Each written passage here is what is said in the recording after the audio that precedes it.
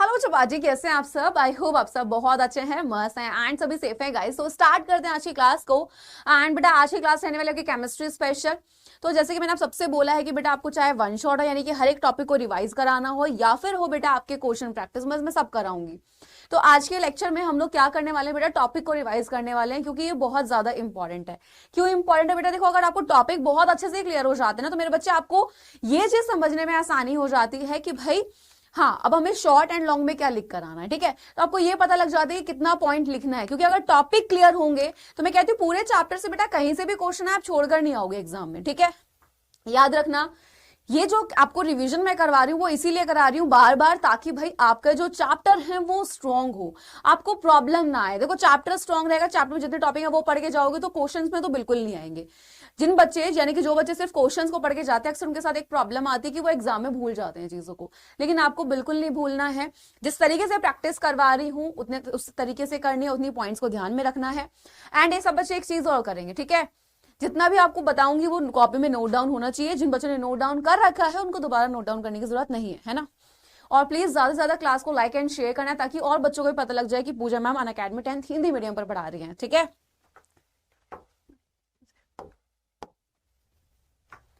Chapter बेटा रासायनिक अभिक्रियाएं एवं समीकरण। ठीक है, पूरा चैप्टर जो है, अगर आप मुझसे पूछोगे कि मैम क्या ये पूरा चैप्टर इंपॉर्टेंट है, तो बेटा ये पूरा ही चैप्टर जो है बहुत ज्यादा ही इंपॉर्टेंट है।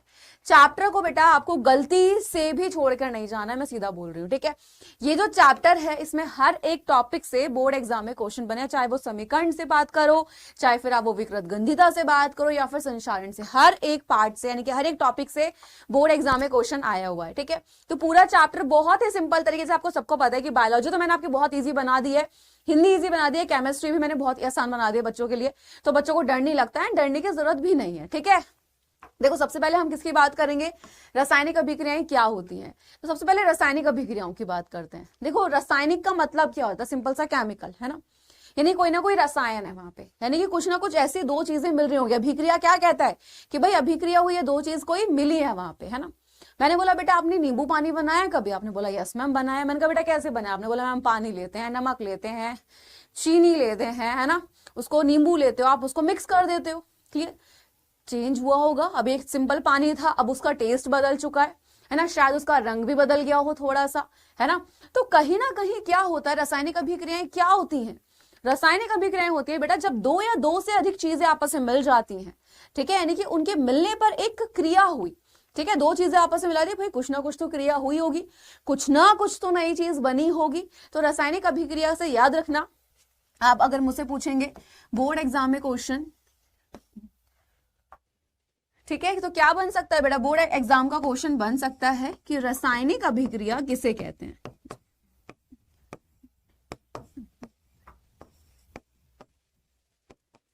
ठीक है, रासायनिक अभिक्रिया किसे कहते हैं।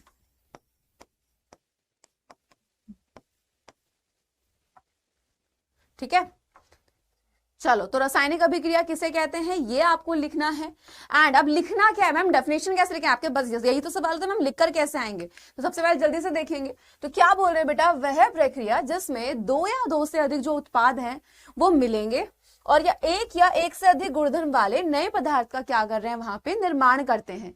तो इसको हम रासायनिक अभिक्रिया कहते हैं। और दूसरे शब्दों में हम क्या कह सकते हैं, दूसरे शब्दों में हम ये कह सकते हैं कि रासायनिक परिवर्तन को रासायनिक अभिक्रिया भी कहते हैं, क्योंकि जब हमने दोनों चीजों को मिलाया तो कुछ नई चीज ही तो बनी थी ना बेटा वहां पे। तो क्या बोला हमने, उसको रासायनिक अभिक्रिया भी कहते हैं। हमारे आसपास ऐसी बहुत सारे परिवर्तनें होती रहती हैं। ठीक है, अब यहाँ पे जैसे भाई वायु के संपर्क में आने पर क्या होता है, जंग लगना। आपने देखा होगा, आप कहते हैं ना लोहे पर जंग लग गया, क्यों? क्योंकि भाई हवा में वो खुला रह जाता है, तो उसके संपर्क में आते क्या, तो उसमें जंग लग जाता है। किसका है, रासायनिक अभिक्रिया हो रही है भाई वहां पे। अंगूर के रस का किण्वन हो गया, भोजन का पकना हो गया, आप घरों में खाना पकाते हो भाई, क्या हो रही है, रासायनिक अभिक्रिया हो रही है। तो जिस तरीके से बायोलॉजी भाई अगर हम देखें ना भाई, हमारी जैसे बायोलॉजी होती है ना काफी इंटरेस्टिंग, केमिस्ट्री भी बहुत ज्यादा इंटरेस्टिंग है। ठीक है, तो आपने जब खाना पकाते हो आप देखते हो कि अलग ही क्रिया होती है, भाप निकल रही है, सब किसके अंदर आ रहा है भाई, केमिस्ट्री के अंदर तो आता है। नेक्स्ट, हमारे शरीर में भोजन का पचना, हम लोगों ने खाना खाया, खाना खाया क्या सिर्फ उसका काम हो गया? नहीं भाई, वो पचेगा कैसे? क्या एक छोटा सा प्रोसेस होता है? नहीं, वो एक बहुत लंबा प्रोसेस होता है। ओके, एंड यहाँ पे हम जो श्वसन करते हैं, अभी देखो ये दोनों आपस में रिलेट करते हैं। हमने O2 ली, हमने खाना खा लिया, हम ऑक्सीजन भी ले रहे हैं। अब वो खाना क्या होगा भाई, हमें एनर्जी कैसे मिल रही है? मैंने बायोलॉजी में पढ़ा है कि भाई जब हम खाना खाते हैं तो वो जो खाना खाया है वो जो पचता है, हमें जो एनर्जी मिलती है वो कैसे मिलती है कि भोजन को ऑक्सीकरण होता है। और वो कब होता है? ऑक्सीजन की उपस्थिति में। तो कहीं ना कहीं क्रिया हो रही है। तो ये सब जितने भी हैं रासायनिक अभिक्रियाओं के एग्जाम्पल है। ओके, अब याद रखना यहाँ पे एग्जाम में अगर आ जाता है तो ये डेफिनेशन ही आएगी कि रासायनिक अभिक्रिया किसे कहते हैं, एंड आपको ये लिखने हैं। जितने क्वेश्चंस आपको साथ साथ बताते हुए मैं चल रही हूं, उन्हीं क्वेश्चंस को आपको ध्यान रखना है एंड प्लीज वहां पे नोट डाउन करते हुए जरूर चलना है। देखो बेटा, short and long question with answer तो मैं प्रोवाइड करूंगी, ऑब्जेक्टिव भी कराऊंगी, लेकिन टॉपिक भी पढ़ने। बोर्ड एग्जाम में टॉप करना है तो हर एक चीज को डिटेल में पढ़ना पड़ेगा। ठीक है, चलो आगे बढ़ते हैं यहाँ पे। एंड अब यहाँ पे बात आ जाती है कि आखिर जो रासायनिक अभिक्रिया होती है इनकी पहचान कैसे होती है। भाई सिंपल सी बात है, हम कैसे पहचानेंगे उनको कि भाई उसमें कोई रंग में परिवर्तन हो सकता है, क्या पता भाई उसके कुछ लाइक टेस्ट भी आप कह सकते हो, है ना। अभी हम पानी पी रहे थे, अब न्यू पानी बन गया, तो टेस्ट में भी तो चेंज आया। तो पदार्थ की सबसे पहले अवस्था में परिवर्तन। मैंने कहा बेटा बर्फ है, एक ठंडी बर्फ है ना। अब सोचो कि भाई बर्फ जो है वो कैसी है, बहुत मजबूत है, ठोस है वो, लेकिन जब आपने उसको बाहर रख दिया खुले में, धूप में या फिर नॉर्मली, तो वो पिघल जाती है ना। तो वो पिघली कैसे बताओ? नॉर्मल पिघल गई, क्या हुआ भाई, कहीं ना कहीं ताप का फर्क आया होगा तो वो पिघल गई वहां पे। तो अवस्था में परिवर्तन हुआ। रंग में परिवर्तन की बात करते हैं। आप सोचो आपने शरबत बनाना है ना भाई, आपने कहा कि भैया चलो आज रूह अफ़ज़ा पीने का मन है गर्मी में, है ना। तो आपने क्या करा भाई, थोड़ा सा उसको मिलाया, तो आपको क्या हुआ, उसके रंग में परिवर्तन होगा, है ना। अब नेक्स्ट गैस का निष्कासन हो सकता है या फिर ताप में परिवर्तन। फटाफट से गाइस इनको नोट डाउन करेंगे जल्दी से।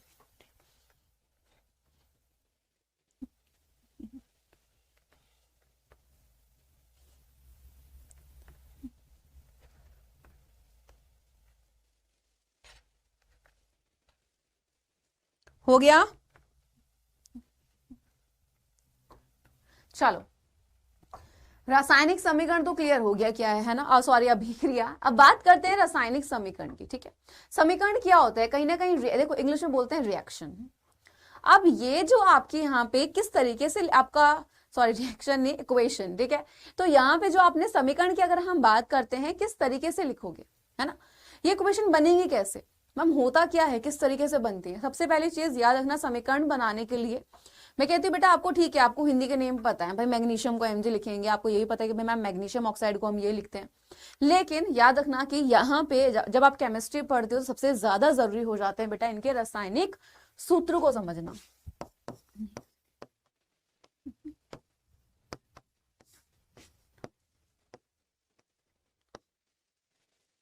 ठीक है, रासायनिक सूत्र को समझना बहुत ज्यादा जरूरी होता है। अब रासायनिक सूत्र क्या है, मैंने बोला बेटा आपको सिंपल, आपने बोला कि मैम हम तो इसको ऐसे भी तो लिख सकते हैं मैग्नीशियम, लेकिन आप केमिस्ट्री के स्टूडेंट हैं, ठीक है। तो हम जब एक पूरी लाइक फॉर एग्जांपल अगर मैं बात कर लेती हूँ कि आप जब पूरी एक उस समीकरण को बनाते हो, आप क्या लिखोगे वहां पे, मैंने कहा बेटा मैग्नीशियम को किससे बताते हैं, आप बोलते हैं मैम Mg से। तो आपको कम से कम ये चीजें पता होनी चाहिए कि भाई मैग्नीशियम क्या है, मैग्नीशियम ऑक्साइड क्या है ना, सिल्वर क्लोराइड को किससे। तो बहुत सारे यानी कि जितने भी रासायनिक सूत्र हैं आपको पता होने चाहिए, ये चीज का ध्यान रखना। अगर ये नहीं पता है तो केमिस्ट्री आपकी कहीं ना कहीं बहुत ज्यादा वीक है। आ जाओ आगे। हाँ जी, अब यहाँ पे बात करेंगे एक रिएक्शन की। ठीक है, रासायनिक समीकरण होती क्या। तो ये जो एग्जाम्पल है काफी इंपॉर्टेंट एग्जाम्पल है, मैं ऊपर लिख देती हूँ बेटा, इंपॉर्टेंट है। ठीक है, पीपीटी आपको मिल जाएगा, इसका पीडीएफ आपके यूट्यूब के डिस्क्रिप्शन बॉक्स में जो टेलीग्राम का लिंक है। एंड प्लीज बेटा ज्यादा से ज्यादा बच्चों तक शेयर कर देना, ताकि ज्यादा बच्चों को पता लगे कि पूजा मैम यहाँ पढ़ा रही, उन्होंने पढ़ाना नहीं छोड़ा है। ठीक है, तो काफी ये अफवाह फैला दी गई है। ठीक है, कुछ लोगों ने झूठ बोला है, जबकि ऐसा नहीं है। मैं यहाँ पर पढ़ा रही हूँ अनअकैडमी 10th हिंदी मीडियम पर, तो प्लीज को शेयर करना। ठीक है, चलो क्या बोल रहे हैं कि जब एक मैग्नीशियम रिबन को वायु में जलाया जाता है, ठीक, तो क्या होगा भाई, वायु में जल रहा है, सबसे पहली चीज जला किसको रहे हैं, मैग्नीशियम रिबन को। ठीक है, अब यहां पे होगा क्या आपका, तो होता यह है कि भाई जब उस मैग्नीशियम रिबन को क्या करते हैं, वायु में जलाते हैं, क्लियर। तो वहां पे होता क्या है, आपका मैग्नीशियम जो ऑक्साइड होता है वो उसमें बदल जाता है। और ये रासायनिक अभिक्रिया के लिए एक कथन है, परंतु इसे निम्न तरीके से हम लोग लिख सकते हैं। अब ध्यान से देखेंगे, ठीक, मैग्नीशियम है, यही था मैग्नीशियम रिबन आपका, प्लस क्या है आपका ऑक्सीजन। और जब मैग्नीशियम रिबन को वायु की उपस्थिति में जलाया, यानी कि भाई इन दोनों के मिलने से, इसीलिए बीच में बेटा किसका साइन आता है, प्लस का। जब दो चीजों के मिलने से कोई नई चीज बनती है, तो जब दो चीजों के मिलने से कोई नई चीज बन रही होती है तो हम वहां पे प्लस का साइन यूज करते हैं, क्योंकि प्लस का मतलब क्या हो जाता है, जोड़, यानी कि उन दोनों के मिलने से। ओके, तो क्या, यानी कि भाई ऑक्सीजन की उपस्थिति में क्या बन गया था वहां पे, मैग्नीशियम ऑक्साइड बना। और जब नई चीज कोई बन रही होती है तो हम क्या करते हैं बेटा, यहां पे इस तरीके से एरो लगाते हैं और फिर जो नई चीज बनकर आई उसको लिखते हैं। अब यहाँ पे दो वर्ड आप देख रहे हो बेटा, दो चीजें यहाँ पे लिखी हुई हैं, ठीक है, आपके सामने एक लिखा हुआ है अभिकारक, एक लिखा हुआ है उत्पाद। अभिकारक बेसिकली क्या होता है, तो याद रखना कि अभिकारक वो चीजें हैं जिनसे मिलकर, यानी कि भाई कोई एक नया उत्पाद बन रहा है। तो अभिकारक क्या है, जिनके मिलने से एक नया उत्पाद बना। और उत्पाद क्या है, यानी कि जो नया पदार्थ बन चुका है। ठीक है, फटाफट से इसको नोट डाउन कर लो जल्दी से बेटा।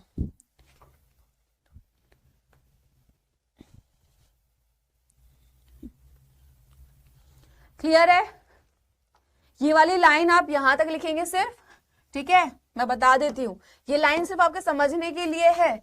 यहां से लेकर यहां तक आप क्या लिखेंगे बेटा, नोट्स में लिखेंगे, ठीक है, और फिर ये वाली रिएक्शन को लिखेंगे। जल्दी से नोट डाउन।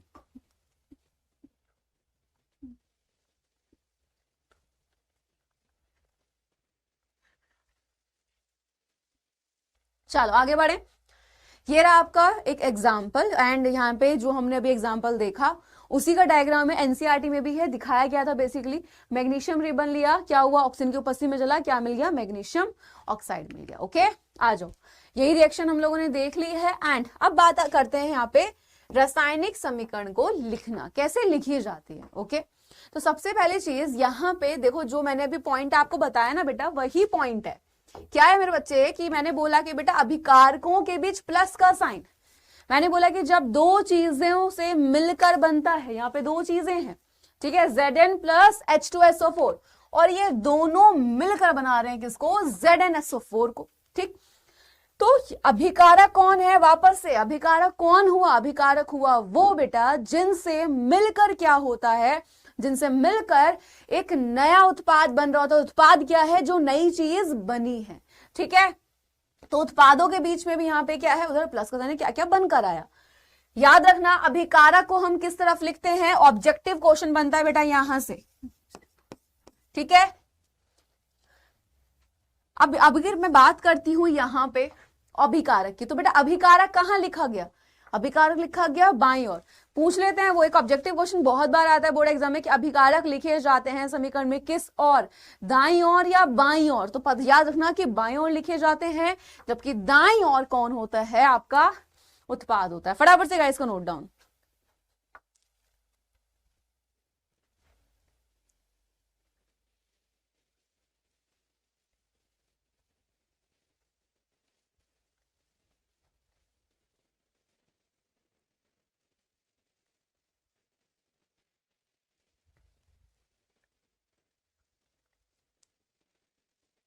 हो गया,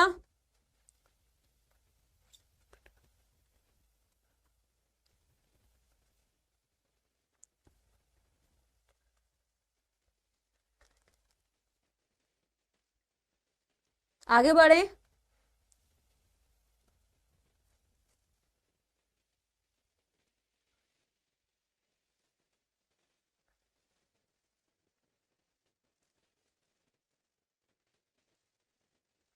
चलिए नेक्स्ट पार्ट देखें इसको। चलो, अच्छा यहां पर लिखा हुआ है कंकाली रासायनिक समीकरण। ठीक है, ये अलग से वो बोर्ड एग्जाम में पूछ भी लेते हैं कि कंकाली रासायनिक समीकरण किसे कहते हैं एंड वो क्या होती है। ठीक, सबसे पहली चीज यहां पे आपके सामने बेटा रिएक्शन लिखी है, Mg क्या है पता है ना, मैग्नीशियम, O2 क्या है आपका ऑक्सीजन, एंड MgO क्या है, मैग्नीशियम ऑक्साइड। ठीक है, तो इस समीकरण को निरीक्षण कीजिए, यानी कि देखिए इस समीकरण को, एवं तीर के बाएं और दाएं ओर के परमाणुओं की संख्या को गिनिए। मैं कह रही हूं बेटा ये है इसका बाईं ओर जो कि है अभिकारक, एंड ये था इसका उत्पाद। ठीक है, प्रत्येक तत्व के दोनों ओर अणुओं की संख्या समान नहीं है। ऑक्सीजन के परमाणु की संख्या थोड़ी सी कैसी है, असंतुलित है। यानी कि क्या रहे हैं भाई, ये कहना चाहते हैं मेरे बच्चे कि अगर आप बाईं ओर को देखेंगे, यानी कि जो है आपका अभिकारक वाला पार्ट, राइट, और एक है आपका कौन सा उधर राइट वाला, यानी कि दायां वाला जो भाग है, जो कि बेसिकली कौन है, उत्पाद है। अब मैं कह रही हूं बेटा यहां पे आपको इधर भी मैग्नीशियम को देखो, मैग्नीशियम इधर भी देखो, क्या दोनों की संख्या समान है परमाणुओं की। मैं कह रही बेटा O2 को देखो, इधर देखो, क्या इक्वल है, क्या ये एक संतुलित समीकरण है, क्या एक संतुलित रासायनिक समीकरण है। तो बेटा यहां पे यही पॉइंट बोला गया है कि प्रत्येक तत्व के दोनों ओर अणुओं की जो संख्या होती है वो समान नहीं है। क्लियर। ऑक्सीजन के परमाणुओं की संख्या थोड़ी सी असंतुलित है। आप देखो मैग्नीशियम तो उधर भी उतना है, उधर भी उतना है, लेकिन आपका जो ऑक्सीजन है उसके परमाणु की संख्या थोड़ी सी असंतुलित है। तो बाईं ओर ऑक्सीजन के 2 अणु है, जबकि दाईं ओर सिर्फ एक ही है। अब देखो इधर क्या लिखा है, O2, जबकि इधर क्या है, इधर तो सिर्फ एक ही है। तो क्या ये एक संतुलित रासायनिक समीकरण हो जाएगी? हम कहेंगे नहीं, है ना। क्या बोलोगे मैम? नहीं, बिल्कुल नहीं, इतना मैम आपने सिखा दिया है, हम देखते ही बता देंगे। ठीक है, पहले इसको फटाफट से नोट डाउन कर लो जल्दी से।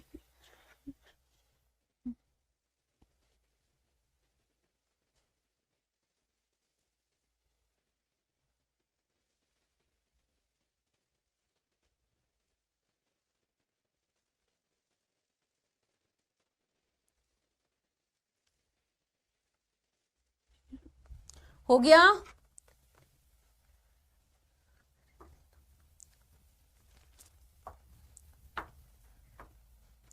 चलो नेक्स्ट, अब आगे आ जाओ। क्या बोल रहे हैं? इस प्रकार असंतुलित रासायनिक समीकरण को हम कंकाली समीकरण कह देते हैं। सिंपल।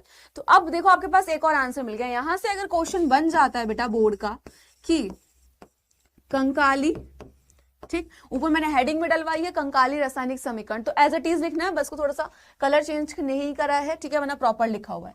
तो कंकाली रासायनिक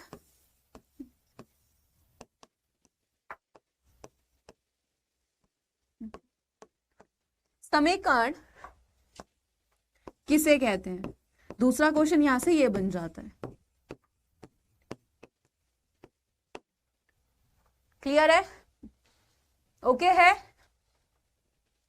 चलो फटाफट से इस क्वेश्चन को लिख लो।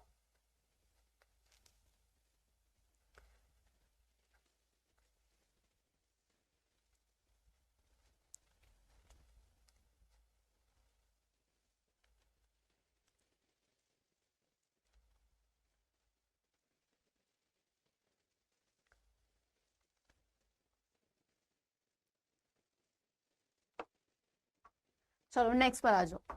ओके, चलिए अब क्या बोल रहे हैं भाई, सोचो कि अगर एक असंतुलित, ठीक है, रासायनिक समीकरण है, इसको क्या करना होगा मेरे बच्चे? इसको करना होगा संतुलित।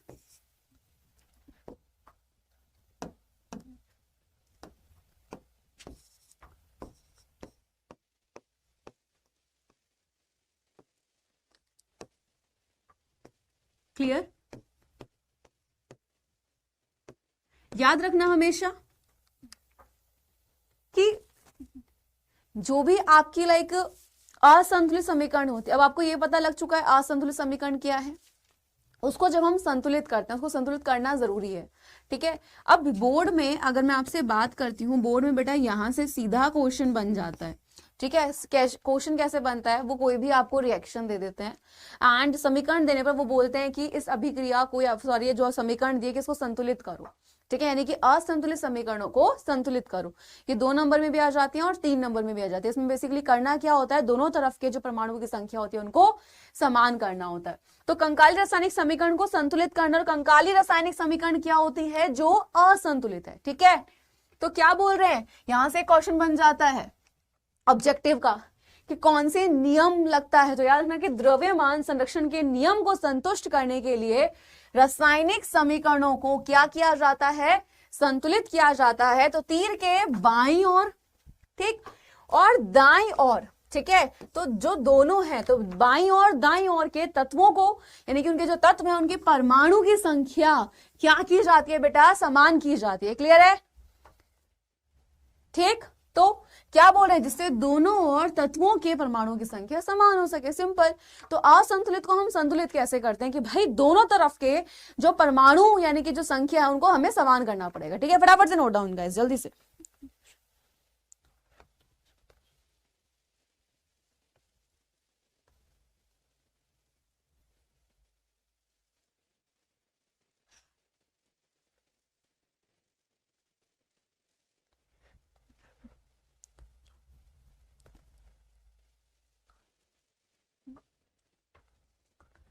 हो गया?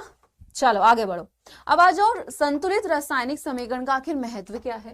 तो बेटा यहाँ पे बेसिकली दोनों ओर हम क्या करते हैं, इनको बैलेंस करते हैं। और याद रखना, इनको बैलेंस करना इसलिए ज्यादा जरूरी होता है क्योंकि तब तक आपकी वो समीकरण जो है वो सही नहीं मानी जाएगी।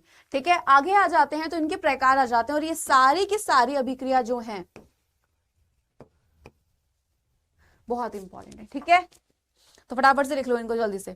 तो रासायनिक अभिक्रियाओं के बेटा प्रकार की अगर हम लोग बात कर लेते हैं तो नंबर 1 पर आ जाता है संयोजन अभिक्रिया, सेकंड आ जाता है वियोजन, और याद रखना बेटा वियोजन को हम लोग अपघटन अभिक्रिया भी कह देते हैं। ठीक है, नंबर 3 पर है विस्थापन अभिक्रिया, नंबर 4 पर आ जाता है द्विविस्थापन अभिक्रिया, उपचयन और अपचयन की अगर हम बात करें बिल्कुल लास्ट में आ जाता है। और हमें पता है कि जहां पे उपचयन और अपचयन दोनों एक साथ होते हैं वो रेडॉक्स अभिक्रिया होती है। ठीक है, चलो एक एक करके देखें। सबसे पहले बात करते हैं संयोजन अभिक्रिया। देखो यहां से मैं बता दूं क्वेश्चन कैसे पूछे जाएंगे। ये देखो सारे तो वो नहीं पूछेंगे, या तो वो पूछेंगे भाई फॉर एग्जाम्पल उन्होंने बोला कि भाई बताओ कि संयोजन अभिक्रिया क्या होती है एग्जाम्पल के साथ। उन्होंने ये नहीं पूछा, विस्थापन पूछ सकते हैं, द्विविस्थापन पूछ सकते हैं, वियोजन पूछ सकते हैं। ये भी नहीं पूछ रहे हैं तो वो क्या करेंगे, दो में कंपेयर करके भाई बताओ संयोजन और वियोजन जो आपकी अभिक्रिया होते हैं यानी कि इनमें अंतर क्या होते हैं। तो क्वेश्चन आ सकते हैं एंड यहां से क्वेश्चन 100% मिलता है। ठीक है, चलो सबसे पहले संयोजन। बेटा संयोजन की अगर मैं बात करती हूँ क्या होता है संयोजन, संयोजन का बेसिकली मतलब हो जाता है जुड़ना। ठीक है, यानी कि कोई दो चीजें मिल रही हैं और दो चीजों के मिलने से एक नई चीज बनी। तो संयोजन क्या है, देख लो बिल्कुल, संयोजन का अर्थ होता है जुड़ना, यानी कि ऐसी रासायनिक अभिक्रिया जिसमें दो या दो से अधिक पदार्थ क्या हो रहे हैं, आपस में संयोग कर रहे हैं और एक क्या कर रहे हैं वहां पे, उस उत्पाद को बना रहे हैं। ठीक है, क्लियर है, क्या कर रहे हैं, उस उत्पाद को बनाते हैं। नेक्स्ट आ जाओ यहाँ पे, उसको हम लोग क्या बोल रहे हैं बेसिकली, उसको हम लोग कह देते हैं आपकी संयोजन अभिक्रिया। ओके, नेक्स्ट इसे योगात्मक या संयुग्मन अभिक्रिया भी कह देते हैं। क्लियर है, ओके है, क्लियर। तो अगर आ जाएगा कि संयोजन अभिक्रिया किसे कहते हैं तो आपको ये लिख कर फटाफट से नोट डाउन करेंगे। क्या है कि संयोजन का अर्थ होता है जुड़ना। डेफिनेशन क्या है कि ऐसी रासायनिक अभिक्रिया जिसमें दो या दो से अधिक पदार्थ आपस में संयोग करके एक ही क्या करते हैं, उत्पाद बनाते हैं, उसे क्या बोलते हैं, रासायनिक अभिक्रिया कहते हैं। ठीक है, एंड इसे योगात्मक या संयुग्मन अभिक्रिया भी कहते हैं। क्लियर। अब आ जाओ इसके एग्जाम्पल पे। देखो ये वाले जो नीचे है ना, ये वाली चीजें जो है ये सिर्फ मैंने इसलिए लगाई हुई है ताकि आपको बहुत इजी वे में समझ आए चीजें कि कैसे क्या है। देखो सबसे पहले आ रखा है यहाँ पे कोयले का दहन, जल का निर्माण, कुछ लाइक एग्जाम्पल दे रखे हैं। जैसे कार्बन हो गया आपका, ठीक है, ऑक्सीजन क्या बन गया भैया, CO2 बन गया। तो यहाँ पे दो चीजों के मिलने से क्या बन रहा है, एक उत्पाद बन रहा है। यानी कि देखो एक कोई चीज थी और कोई दूसरी चीज भी है, उन दोनों के मिलने यानी कि जब वो दोनों आपस में मिलकर एक नई चीज बन गई, क्या कहलाई जाएगी, संयोजन अभिक्रिया कहलाई जाएगी। सिंपल एग्जांपल है कोयले का दहन, आप देख सकते हो। क्लियर, कोई प्रॉब्लम आई, बिल्कुल भी नहीं आई होगी। नेक्स्ट पर आओ। हाँ जी, नेक्स्ट बोल रहे हैं बेटा वियोजन या अपघटन। देखो वियोजन अपघटन का मतलब क्या होता है, टूटना। ठीक है, तो कोई ना कोई चीज टूट रही है, टूटेगी क्या भैया, अभिक्रिया पूछो तो वही होगी। तो वियोजन का अर्थ होता है टूटना। तो परिभाषा क्या है कि ऐसी रासायनिक अभिक्रिया जिसमें एक अभिकारक, अभिकारक कौन है, जिनसे मिलकर उत्पाद बन रहा है। ठीक है, तो यहां पे क्या बोल रहे हैं कि जिनसे मिलकर यानी कि जिसमें एक अभिकारक अपघटित होकर अर्थात टूटकर दो या दो से अधिक क्या कर रहे हैं, उत्पाद बना रहे हैं, उसे क्या बोलते हैं हम लोग, वियोजन अभिक्रिया कह देते हैं। तो वापस एक बार पढ़ो कि ऐसी अभिक्रिया जिसमें एक अभिकारक अपघटित होकर, अपघटित का मतलब हो गया टूटना, या टूटकर दो से अधिक उत्पाद बनते हैं, उसको हम लोग कह देते हैं क्या, सिंपल सी चीज, वियोजन अभिक्रिया। इसे अपघटन अभिक्रिया भी कहा जाता है। देखो यहाँ पे ए भी दो चीजें थी, अब यहां पर आके अलग हो गए। देखो बिल्कुल संयोजन के अपोजिट, यहाँ पे ये मिल गए, यहाँ पे ये टूट चुका है अभिकारक, ठीक है, इस तरीके से फटाफट से नोट डाउन।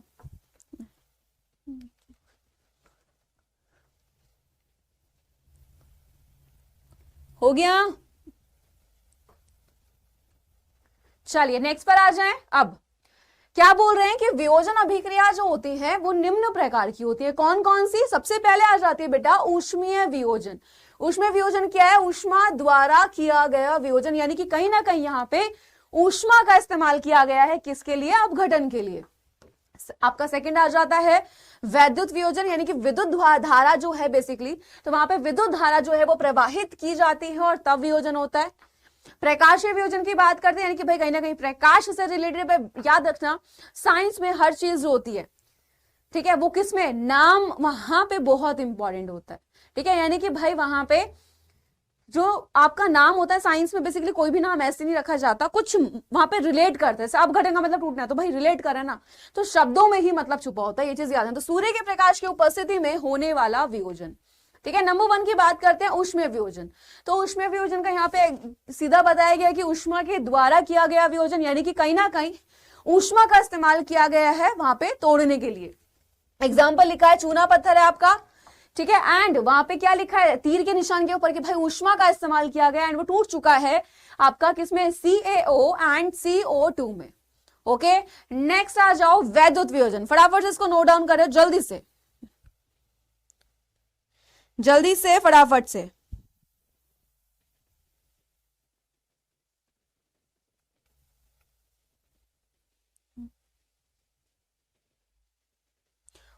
हो गया। देखो वैद्युत वियोजन में आप क्या देख रहे हो? सिंपल सा यहाँ पे आप देख रहे हो कि एक बैटरी लगी हुई है, उसका स्विच भी है, ठीक है, एनोड और कैथोड भी है, एंड साथ ही साथ यहाँ पे क्या हो रहा है? विद्युत का धारा का इस्तेमाल किया गया है किसमें? वियोजन में, यानी कि भाई विद्युत धारा प्रवाहित करने पर वियोजन। एग्जाम में हमेशा पूरा लिखकर आना है कि विद्युत धारा के द्वारा किया गया वियोजन क्या कहलाता है? आपका वैद्युत वियोजन कहलाया जाता है। एग्जाम्पल की अगर हम बात कर लेते हैं यहाँ पे, तो एग्जाम्पल आपके सामने है, ठीक, जैसे ये जल था, टूट गया हाइड्रोजन और ऑक्सीजन में, किसमें? विद्युत धारा को प्रवाहित करने में। नेक्स्ट आ जाओ प्रकाशीय वियोजन। तो प्रकाशीय वियोजन क्या होता है कि सूर्य के प्रकाश की उपस्थिति में होने वाला क्या होता है बेटा? जो वियोजन होता है। जैसे यहाँ पे आपका एक एग्जाम्पल दिया हुआ है उन्होंने, ठीक है, तो ये जो एग्जाम्पल उन्होंने वहां लिखा हुआ है, ठीक, आपका किसका इस्तेमाल कर रहे हैं? यानी कि कहीं ना कहीं ये जो है ये तीर के ऊपर होगा, ठीक है, यानी कि ये तीर आप यहां ना लिख के, याद रखना कि जैसे सूर्य का प्रकाश जो लिखा है ये आप तीर के ऊपर लिख सकते हो इस तरीके से, ठीक है। नेक्स्ट आ जाओ, अब बात कर लेते हैं ऊष्माक्षेपी रासायनिक अभिक्रियाओं की, क्योंकि अक्सर एग्जाम में क्या होता है, हाँ जी, एग्जाम में क्या होता है मेरे बच्चे कि एग्जाम में ना अक्सर इस टाइप के लाइक आपकी अभिक्रिया पूछ लेते हैं कि ऊष्माक्षेपी रासायनिक अभिक्रिया क्या होती है, ऊष्माशोषी क्या होती है। ये दो से क्वेश्चन बहुत ज्यादा बनता है। सबसे पहले बात करते हैं ऊष्माक्षेपी रासायनिक अभिक्रिया। तो क्या बोल रहे हैं? जिन अभिक्रियाओं में उत्पाद के निर्माण के साथ साथ, ठीक है, वो वर्ड वहां पे कट रहा है बेटा, ठीक है, ऊष्मा का उत्सर्जन होता है। क्या बोला उन्होंने? उन्होंने बोला कि वह अभिक्रिया, यानी कि वह अभिक्रिया जिसमें जो उत्पाद है उसके निर्माण के साथ साथ जो ऊष्मा है, ठीक है, उसका भी क्या हुआ? उत्सर्जन। ऐसी अभिक्रिया ऊष्माक्षेपी कहते हैं। फटाफट से नोट डाउन, देन एग्जांपल देखेंगे।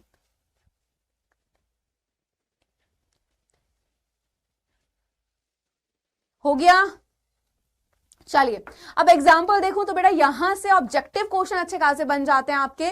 जैसे सबसे पहली चीज वो पूछ लेते हैं शाक सब्जियों का विघटित होकर कंपोस्ट का बनना कौन सी क्रिया है? तो आपको पता होना चाहिए कि वो जो हमारी क्रिया है गाइस वो कौन सी है, कौन सी हो जाती है? ऊष्माक्षेपी। श्वसन की प्रक्रिया, आपका प्राकृतिक गैस का दहन आदि ऊष्माक्षेपी अभिक्रिया होती है। नेक्स्ट आ जाते हैं ऊष्माशोषी पर। इसमें क्या होता है कि ऊष्माशोषी अभिक्रियाएं जो होती है, यानी कि जिस अभिक्रिया में क्या होगा आपका, हाँ जी, क्या हो जाएगा? जो अभिकारक होते हैं उनको तोड़ने के लिए ऊष्मा, प्रकाश या विद्युत की आवश्यकता होती है, उसे ऊष्माशोषी अभिक्रिया कहा जाता है। एग्जाम्पल आपके सामने है, ठीक है। अब आ जाओ विस्थापन अभिक्रिया पे, ठीक। विस्थापन क्या होता है? यानी किसी न किसी चीज से रिप्लेस कर देना, विस्थापित कर देना, ठीक है। अब यहां पे अगर आप देख रहे हो तो क्या बोल रहे हैं कि भाई ऐसी रासायनिक अभिक्रिया, ठीक, क्या बोल रहे हैं कि यहां पे आपकी वो अभिक्रिया जिसमें क्या बोल रहे हैं, जो एक अभिकारक होता है, ठीक, तो उसमें उपस्थित जो परमाणु या परमाणु का जो समूह है वो किससे, दूसरे अभिकारक के, मैं नाम से ही बोल रहा बेटा, रिप्लेस कर देना यानी कि विस्थापित कर देना, ठीक है।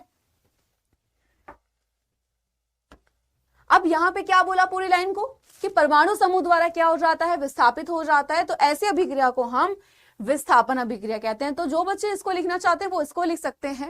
एंड नेक्स्ट है कि अभिक्रियाओं में अधिक क्रियाशील तत्व का कम क्रियाशील तत्व को उसके यौगिक से विस्थापित कर देता है। तो भाई यहां पे जो भी आपको बेटा डेफिनेशन इजी लगती है आप उसको लिखकर आ सकते हैं। तो क्या बोला गया है यहां पे मेरे बच्चे, एक बार वापस से रिवाइज करेंगे कि आपकी ऐसी रासायनिक अभिक्रिया, ठीक है, जिनमें एक अभिकारक में उपस्थित जो परमाणु होते हैं, ठीक है, क्या होते हैं बेटा, जो आपके परमाणु होते हैं, तो उसमें क्या होता है, या तो परमाणु या परमाणु का समूह दूसरे अभिकारक के परमाणु या परमाणु समूह द्वारा विस्थापित हो जाता है, उसे विस्थापन अभिक्रिया कह देते हैं, ठीक है। या फिर अभिक्रियाओं में अधिक क्रियाशील तत्व कम क्रियाशील तत्व को उसके यौगिक से विस्थापित कर देता है, ठीक है। फटाफट से नोट डाउन।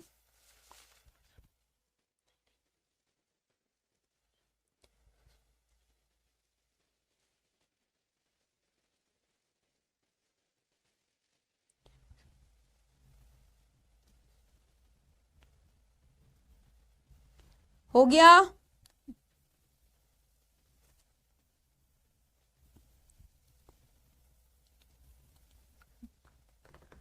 चलिए आगे बढ़े। अब नेक्स्ट इसका एग्जाम्पल देखो, यहां पे क्या था, देखो यहां पे ए बी और सी थे, ये क्या थे, अभिकारक थे, ए और बी थे। लेकिन अब देखोगे जब नई चीजें बनी तो क्या हुआ, बी जो था यहाँ पे, ठीक है, वो हट चुका, उसकी जगह पे क्या आ गया, सी, यानी कि क्या कर दिया, उसको विस्थापित कर दिया। एग्जाम्पल से बहुत इजी था। नेक्स्ट तो यहाँ पे इसको, यहाँ पे अगर हम बात करें इसी के पार्ट की, तो जो यहाँ पे एक्सप्लेन किया गया है, जो कि आपके एनसीईआरटी का एक एग्जांपल है, काफी इंपॉर्टेंट है। तो कॉपर सल्फेट के नीले रंग के विलयन में लोहे की कील डालने पर उसका रंग नीला रंग जो है विलुप्त हो जाता है। लोहे की कील पर भूरे रंग की कॉपर की परत जम जाती है। CuSO4 के नीले विलयन का रंग हरा FeSO4 के निर्माण के कारण हो जाता है। नेक्स्ट द्विविस्थापन अभिक्रिया क्या है, देखो विस्थापन में एक रिप्लेस हुआ, अब द्विविस्थापन मतलब कहीं ना कहीं दो। तो क्या बोल रहे हैं कि इस अभिक्रिया में उत्पादों का निर्माण दो यौगिकों के बीच आयनों के आदान प्रदान से होता है, ठीक है। ए बी है यहाँ पे, प्लस सी और डी है, ठीक है। चारों इमेज आपको बहुत क्लियरली दिख रही है। देखो ए और डी को देखो और सी और बी को, तो इस तरीके से कौन सी अभिक्रिया हो गई, द्विविस्थापन हो गई। नेक्स्ट आ जाओ उपचयन या ऑक्सीकरण। इसमें दो चीजों का ध्यान रखना है। सबसे पहली चीज, जिसमें यानी कि जो भी कोई पदार्थ है, तो जब किसी पदार्थ में क्या होता है बेटा, वहां पे ऑक्सीजन की वृद्धि होती है और हाइड्रोजन का ह्रास होता है। एंड यहां पे अगर मैं बात करूं अपचयन की, तो इसमें क्या होता है कि ऑक्सीजन का ह्रास होगा और हाइड्रोजन की वृद्धि होगी। ये जो दो पॉइंट है ये बहुत ही इंपॉर्टेंट पॉइंट है अपचयन और उपचयन के, ठीक है। चलो नेक्स्ट आ जाओ, संचारण आ जाता है। संचारण क्या होता है, बेसिकली कि लोहे की बनी जो भी वस्तुएं होती हैं, आपने नॉर्मल घर में भी देखा होगा, ठीक है, बनी हुई जो वस्तुएं होती हैं वो चमकीली होती हैं, लेकिन कुछ समय पश्चात उन पर होता क्या है, थोड़ा थोड़ा भूरे रंग की जो परत होती है बेसिकली बेटा, वो जमनी क्या हो जाती है, वहां पे शुरू हो जाती है, ठीक है। अब प्राय इस प्रक्रिया को लोहे पर जंग लगना कहते हैं। कुछ अन्य धातुओं में भी ऐसा ही परिवर्तन होता है, ठीक है। संचारण से बेटा एक क्वेश्चन बन जाता है, ओके, कि संचारण किसे कहते हैं, और ये क्वेश्चन बहुत बार है। फटाफट से एक बार जल्दी से खुद से रिवाइज करेंगे।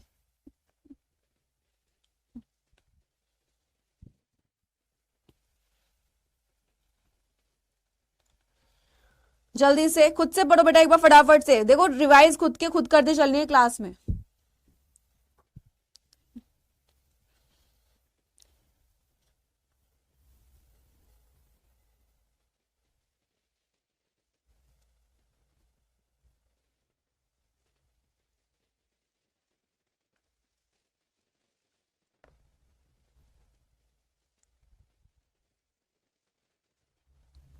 चलो अब आगे बढ़ते हैं यहाँ पे। एंड नेक्स्ट पॉइंट को देख लें इसका। तो बोल रहे हैं कि बेटा जब कोई धातु अपने आसपास की अम्ल, आर्द्रता, ठीक है, इन सब से यानी कि आदि के संपर्क में आती है तो संक्षारित होती है, और इस प्रक्रिया को हम लोग संक्षारण कहते हैं। तो डेफिनेशन को अगर आपको लिखकर आना है, 1 या 2 नंबर में ही आएगी, तो आप इसको यहां पर लिख सकते हैं और उदाहरण लिख सकते हैं कि लोहे पर जंग का लगना। क्लियर है? तो जब कोई धातु अपने आसपास अम्ल हो गया है ना, आर्द्रता आदि के कारण क्या हो गया भाई, संपर्क में, जैसे लोहा जो था, जैसे ही वहां पे क्या था भाई, वहां पे थी ऑक्सीजन, उसके संपर्क में आई तो क्या हुआ भाई, उसके संपर्क में आई तो वहां पे क्या हो गया, उसमें जंग लग गया। तो सिंपल सी बात है, इस प्रक्रिया को क्या कह देते हैं, संक्षारण कह देते हैं। चांदी के ऊपर काली परत व तांबे के ऊपर हरी परत चढ़ना संक्षारण के अन्य उदाहरण है।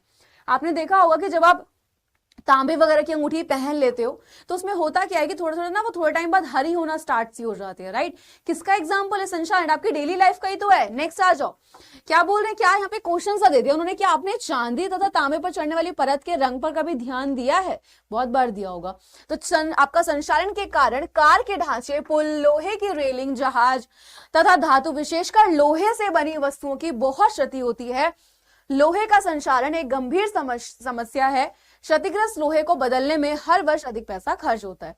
एंड नेक्स्ट आ जाता है विकृत गंधिता। ठीक है, ये क्या होता है, यहां से भी बोर्ड एग्जाम में क्वेश्चन आता है।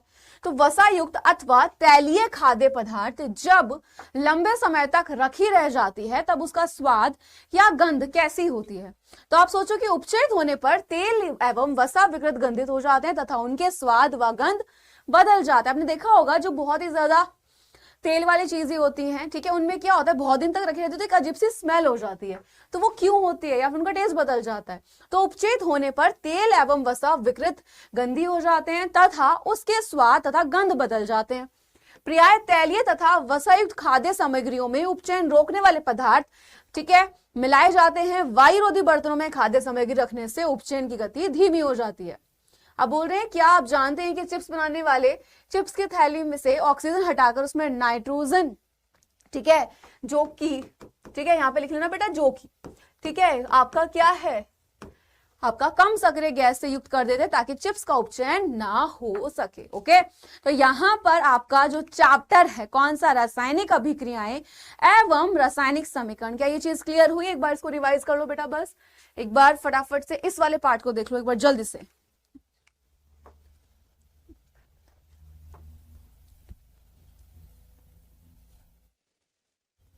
हो गया?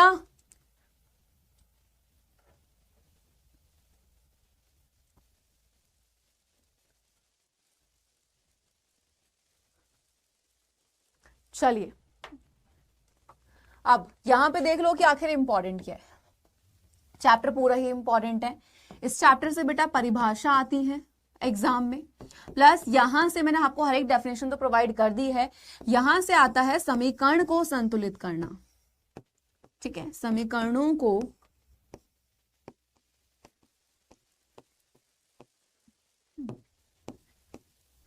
संतुलित करना, ठीक, प्लस आपका संक्षारण और विकृत गंधिता वाला टॉपिक, ये भी डेफिनेशन की फॉर्म में पूछ ले जाते हैं। ठीक है, सबसे सिंपल चैप्टर है, सबसे बहुत ही बेसिक चैप्टर है।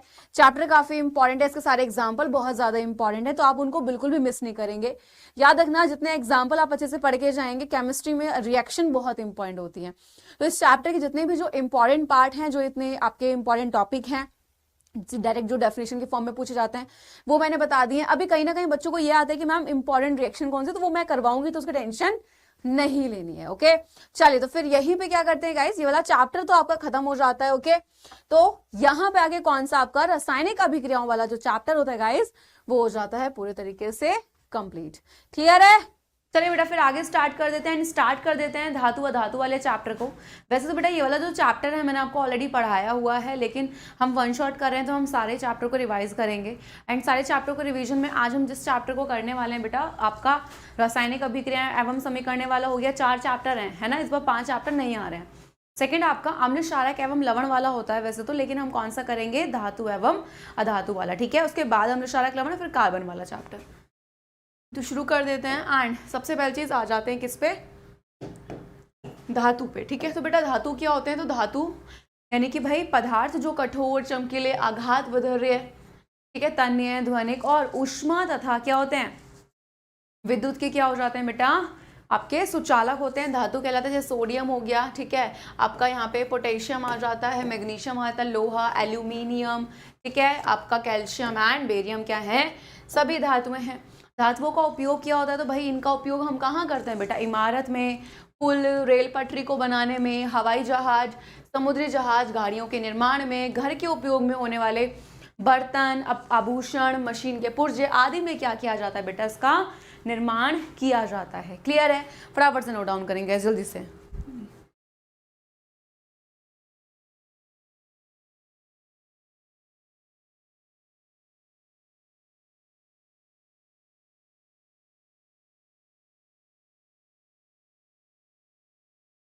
हो गया?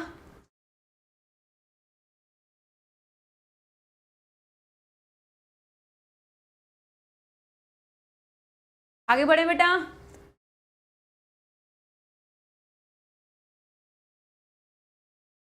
चलिए आगे आ जाओ। हाँ जी, नेक्स्ट आया था बेटा अधातु। अधातु क्या होते हैं? चलिए, तो यहाँ पे बेटा जो पदार्थ नरम, ऊष्मा तथा विद्युत के क्या होते हैं बेटा, कुचालक होते हैं एवं जो ध्वनिक नहीं होते हैं, क्या कहलाए जाते हैं, आपके अधातु कहलाते हैं। जैसे आपका ऑक्सीजन हो गया, हाइड्रोजन हो गया, नाइट्रोजन हो गया, sulphur, phosphorus, chlorine, bromine, iodine अधातुएं हैं। ठीक है, नेक्स्ट आ जाओ। नेक्स्ट आ जाता है बेटा धातुओं के उपयोग। तो ऑक्सीजन क्या है भाई, हमारे जीवन के लिए बात करें तो बहुत ही ज़्यादा आवश्यक है। ठीक है, जिसे क्या करते हैं बेटा, यानी कि सजीव जो होते हैं श्वसन के समय अंदर लेते हैं। नाइट्रोजन का उपयोग की बात करें तो उर्वरकों में, पौधों में इसकी वृद्धि हेतु, यानी कि पौधों की जो वृद्धि होती है उसके लिए क्या किया जाता है, इसका यूज़ किया जाता है। धातुओं के उपयोग की बात कर लेते हैं तो बेटा यहाँ पे एंड क्लोरीन का उपयोग इसमें जल शुद्धिकरण प्रक्रम में किया जाता है। बेटा सारे टॉपिक्स रिवाइज करा दूंगी, बहुत ध्यान से पढ़ लेना। ठीक है, रिवीजन हो जाएगा तो क्वेश्चन आंसर तुम अच्छे से कर पाओगे। धातु अधातु में अंतर की बात कर लेते हैं। क्या होता है बेटा, मरकरी के अतिरिक्त सभी, ठीक है, कक्ष ताप पर ठोस के रूप में होती है, तीनों अवस्थाओं में व्यापक। ब्रोमीन तरल अधातु है। ठीक है, नेक्स्ट आ जाओ, तन्य और आघातवर्धी होती हैं कौन, धातुएं, जबकि अधातुएं कैसी होती हैं, तन्य और आघातवर्धन्य नहीं होती हैं। ठीक है, नेक्स्ट ध्वनिक और चमक दर्शाने वाले गुण होते हैं। अधातु कैसे होते हैं, आपके अधातुएं ध्वनिक नहीं होती हैं और चमकहीन होती हैं। क्या होता है सामान्यतः उच्च घनत्व, लेकिन सोडियम और जो पोटेशियम होता है बेसिकली उनका घनत्व कम होता है। आपके धातुओं का घनत्व जो होता है वो अपेक्षाकृत कम होता है। नेक्स्ट की बात कर लेते हैं गाइस। नेक्स्ट आ जाता है कि धातु ऑक्साइड क्षारीय या उभयधर्मी होते हैं, जबकि अधातु जो ऑक्साइड होते हैं उनकी प्रकृति कैसी होती है, अम्लीय होती है। ठीक है, चलो नेक्स्ट, धातु में तनु अम्ल से हाइड्रोजन को विस्थापित कर हाइड्रोजन गैस क्या करती है बेटा, निर्मित करती हैं, जबकि अधातु ऑक्साइड तनु अम्ल से हाइड्रोजन को विस्थापित नहीं करती। अब बात कर लेते हैं बेटा यहाँ पे किसके, धातुओं के भौतिक गुण की। तो भौतिक स्थिति क्या होती है, धातु कैसी होती है बेटा, सामान्यतः ठोस तथा कठोर होती हैं। प्रत्येक धातु की कठोरता कैसी होती है मेरे बच्चे, अलग अलग होती है। नेक्स्ट आ जाओ, धातुओं का गलनांक क्या होता है, इनका गलनांक भी बहुत अधिक हो जाता है। नेक्स्ट पॉइंट क्या बोल रहे हैं, एक नोट है छोटा सा, क्या बोलते हैं बेटा इस नोट में, कि मरकरी को छोड़कर सारी धातुएं कमरे के ताप पर ठोस पाई जाती हैं। गैलियम और सीजियम का गलनांक बहुत कम है। हथेली पर रखने पर ये धातुएं क्या होती है बेटा, आपकी पिघलने लगती हैं। क्षारीय धातु लिथियम, सोडियम, पोटेशियम, ठीक है, इतनी मुलायम होती है कि उनको चाकू से भी काट सकते हैं। एंड यहाँ से बेटा एक ऑब्जेक्टिव क्वेश्चन आ रखा है, इनके घनत्व तथा गलनांक भी क्या होते हैं, कम होते हैं। फटाफट से नोट डाउन इंपॉर्टेंट पॉइंट।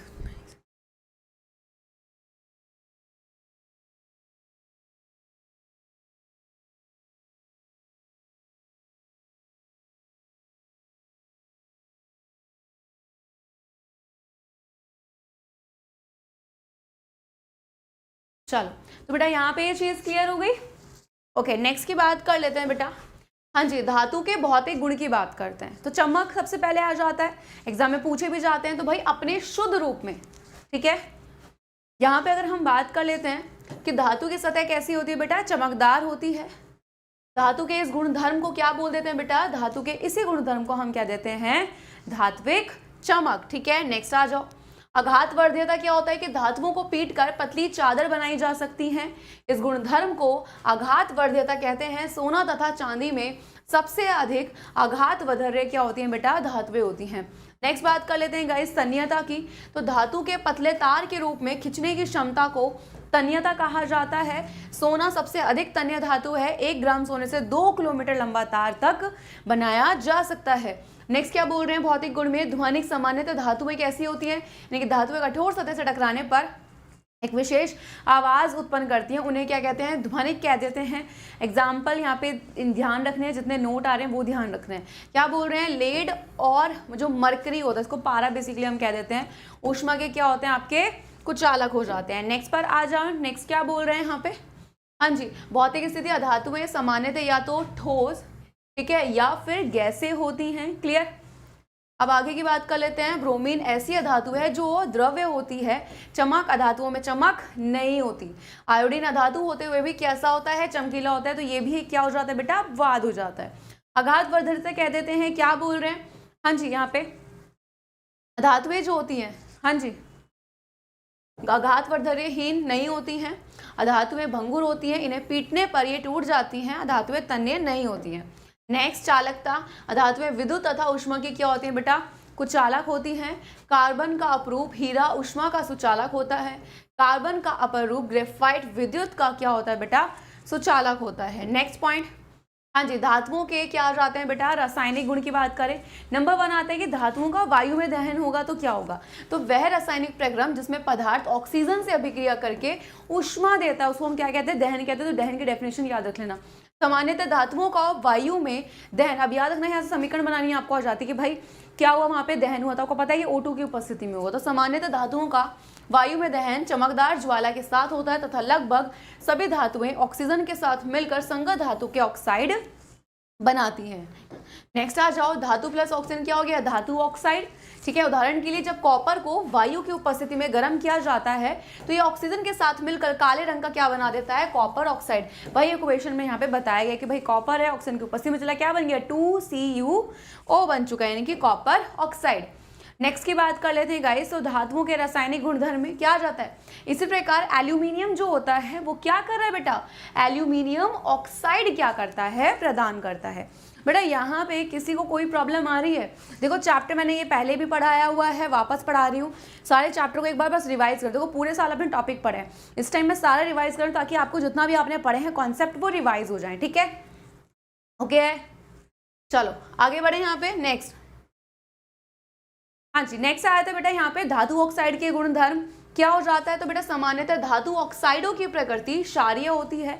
ऑक्साइडों की प्रकृति क्षारीय होने के का तात्पर्य इनके अम्लों से क्रिया करके लवण तथा जल प्रदान करने से है। नेक्स्ट आ जाओ यहाँ पे, लेकिन एल्यूमिनियम ऑक्साइड, जिंक ऑक्साइड जैसे कुछ धातु अम्लीय है, यानी कि आपके जितने भी धातु जो ऑक्साइड है वो अम्लीय और क्षारीय दोनों प्रकार के क्या होते हैं बेटा, व्यवहार प्रदर्शित करते हैं। अम्लीय क्षारक के साथ एल्यूमिनियम ऑक्साइड निम्न प्रकार से अभिक्रिया करता है जो कि रिएक्शन में दिखाया गया है। ठीक है, नेक्स्ट आ जाओ, धातु ऑक्साइड के गुणधर्म में क्या बोल रहे हैं नेक्स्ट, कि अधिकांश धातु ऑक्साइड जल में अघुलनशील होते हैं, यानी कि भाई वो घुलते नहीं है, लेकिन इनमें से क्या होंगे, कुछ घुलकर किसको प्रदान कर देंगे, क्षार प्रदान कर देते हैं। सोडियम ऑक्साइड एवं पोटेशियम ऑक्साइड क्या हो जाते हैं बेटा, यहाँ पे निम्न प्रकार से आपके जल में घुलकर क्या करते हैं, हाँ जी, क्या कर देते हैं बेटा, क्षार प्रदान कर देते हैं। क्लियर है यहाँ तक, क्लियर है बेटा, आगे बढ़े, यहाँ तक सब अच्छे से क्लियर है। जितने भी एग्जाम्पल आ रहे हैं सारे इंपॉर्टेंट है, नोट सारे इंपॉर्टेंट है।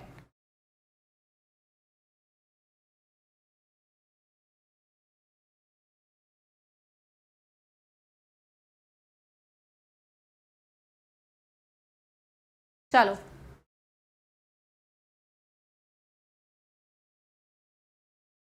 ठीक है, नेक्स्ट उभयधर्मी ऑक्साइड क्या होते हैं। तो बेटा ऐसे धातु ऑक्साइड जो अम्ल और क्षारक दोनों से क्या करते हैं, अभिक्रिया करके लवण और जल को प्रदान करते हैं, तो ऐसे क्या कहलाए जाते हैं, ऑक्साइड, उभयधर्मी ऑक्साइड कहलाते हैं। नेक्स्ट आ जाओ, धातु की ऑक्सीजन के साथ अभिक्रियाशीलता। तो अगर ऑक्सीजन के साथ अभिक्रियाशीलता कैसे होगी, तो भाई धातु ऑक्सीजन के साथ विभिन्न प्रकार से अभिक्रियाशीलता प्रदर्शित करती है। नंबर 1, पोटेशियम तथा सोडियम जैसे कुछ धातुएं इतनी तेजी से अभिक्रिया करती हैं कि खुले में रखने पर आग पकड़ लेती हैं। नेक्स्ट आ जाओ, सिल्वर एवं गोल्ड अत्यधिक अधिक ताप पर भी ऑक्सीजन के साथ अभिक्रिया नहीं करता। आप सोचो आप सोना पहन रखते हो, क्या उसमें जंग टाइप कुछ लगता है, नहीं, नॉर्मल रहता है ना। सामान्य ताप पर मैग्नीशियम, एल्यूमिनियम, जिंक, लेड आदि जैसी धातुएं जो होती हैं, ठीक है, इनकी सतह पर ऑक्साइड की पतली परत चढ़ जाती है ऑक्साइड की, क्या हो जाता है, ये परत धातुओं को पुनः ऑक्सीकरण यानी कि ऑक्सीजन से क्रिया से क्या करती है, सुरक्षित रखती है। फटाफट से नोट डाउन गाइज।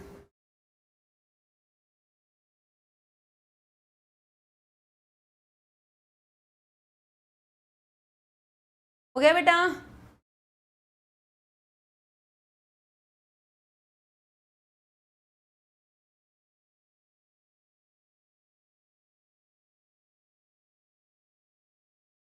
आगे बढ़े।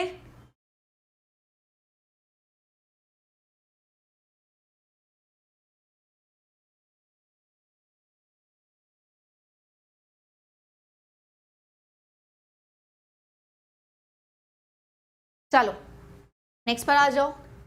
हाँ जी, अब बोल रहे हैं धातुओं की जल के साथ अभिक्रिया। तो क्या बोल रहे हैं कि जल के साथ अभिक्रिया करके धातुएं हाइड्रोजन गैस और धातु ऑक्साइड उत्पन्न करती हैं। कुछ धातु ऑक्साइड जल में क्या होते हैं बेटा, घुलनशील होते हैं और जल में घुलकर धातु हाइड्रोक्साइड क्या करते हैं, प्रदान करते हैं। लेकिन सभी धातुएं जल के साथ अभिक्रिया नहीं करती हैं। तो धातु प्लस जल क्या हो गया, धातु ऑक्साइड प्लस हाइड्रोजन, और धातु ऑक्साइड प्लस आपका जल धातु हाइड्रोक्साइड। नेक्स्ट आ जाओ। धातुओं के जल के साथ अभिक्रिया में पोटेशियम एवं सोडियम जैसी धातुएं ठंडे जल के साथ क्या करती है बेटा, तेजी के साथ अभिक्रिया करेंगी। सोडियम तथा पोटेशियम की अभिक्रिया तेज तथा कैसी होती है, ऊष्माक्षेपी होती है। इससे उत्सर्जित हाइड्रोजन तत्काल क्या हो जाता है बेटा, प्रज्वलित हो जाता है, यानी कि तुरंत जल जाता है। नेक्स्ट आ जाओ। जल के साथ कैल्शियम की अभिक्रिया थोड़ी धीमी होती है। यहाँ उत्सर्जित ऊष्मा हाइड्रोजन से प्रज्वलित होने के कारण पर्याप्त नहीं है। बेटा पहली बार नहीं पढ़ा रही है मैं, तीसरी चौथी बार आपको ये पूरा चैप्टर रिवाइज करा रही हूँ, ठीक है। तो मुझे लगता नहीं वैसे किसी को कोई प्रॉब्लम आएगी। अगर किसी को कोई प्रॉब्लम आ भी रही है ना गाइज, मैं सीधा बोल रही हूँ चैप्टर को बस देखना है, सारे एक पॉइंट्स मैंने कवर करा दिए हैं, ठीक है। चलो, उपरोक्त ये जो अभिक्रिया दी गई है, जो यहाँ पे बताया बस वही अभिक्रिया लिखी हुई है। अभिक्रिया में उत्पन्न हाइड्रोजन गैस के बुलबुले कैल्शियम धातु की सतह पर चिपक जाते हैं और कैल्शियम तैरना प्रारंभ कर देता है। मैग्नीशियम शीतल जल के साथ अभिक्रिया नहीं करता है, लेकिन गर्म जल के साथ क्या करेगा, वो अभिक्रिया करेगा, और किसको, मैग्नीशियम हाइड्रोक्साइड और हाइड्रोजन गैस क्या कर देगा बेटा, वहां पे उत्पन्न कर देगा। क्लियर है? हाइड्रोजन गैस के बुलबुले मैग्नीशियम धातु की सतह से चिपक जाते हैं, अतः यह भी तैरना क्या कर देते हैं, प्रारंभ कर देती है। क्लियर है? चलो नेक्स्ट आ जाए। ओके, आगे बढ़े।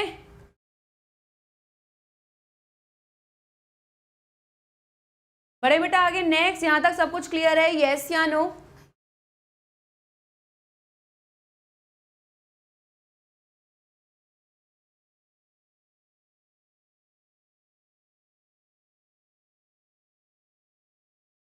चलो हाँ जी, एल्यूमिनियम, आयरन और जिंक जैसी धातुएं ना शीतल जल के साथ ना ही गर्म जल के साथ, यानी कि किसी के साथ वो अभिक्रिया नहीं करती हैं, लेकिन भाप के साथ क्या करती हैं बेटा, अभिक्रिया करके यह धातु ऑक्साइड तथा क्या कर देती हैं बेटा, हाइड्रोजन को क्या कर देती हैं यहाँ पे, यानी कि हाइड्रोजन प्रदान करती हैं। आगे आ जाओ।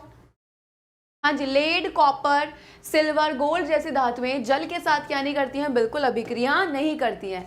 अब धातुओं की अम्लों के साथ अगर हम अभिक्रिया देखते हैं तो धातु अम्लों के साथ अभिक्रिया करके संगत लवण तथा हाइड्रोजन गैस क्या करती हैं बेटा, प्रदान करती हैं। धातु प्लस तनु अम्ल क्या हो गया आपका, लवण बनेगा प्लस हाइड्रोजन। सोडियम तथा पोटेशियम धातु अम्लों के साथ अत्यधिक क्या करती हैं, तीव्रता से क्रिया करती हैं। ठीक है, क्लियर है बेटा? आगे आ जाओ नेक्स्ट पॉइंट पे कि विभिन्न धातुओं की तनु अम्लों के साथ, ठीक है, जैसे यहाँ पे भाई दिया हुआ है आपका हाइड्रोक्लोरिक एसिड, तो उससे क्रिया करने की दर क्या होती है, निम्नलिखित। मैग्नीशियम हो गया, यानी कि सारे के सारे लिखे हुए हैं। तो कॉपर तनु HCl के साथ अभिक्रिया नहीं करता है। धातुएं नाइट्रिक अम्ल के साथ अभिक्रिया करके हाइड्रोजन गैस को क्या नहीं करती हैं बेटा, उत्सर्जित नहीं करती हैं, क्योंकि HNO3 क्या है आपका, एक प्रबल ऑक्सीकारक होता है जो उत्पन्न हाइड्रोजन को ऑक्सीकृत करके जल में परिवर्तित कर देता है एवं स्वयं नाइट्रोजन किसी ऑक्साइड में अपचयित हो जाता है। लेकिन मैग्नीशियम एवं मैग्नीज अति तनु HNO3 के साथ अभिक्रिया करके हाइड्रोजन गैस उत्पन्न करते हैं।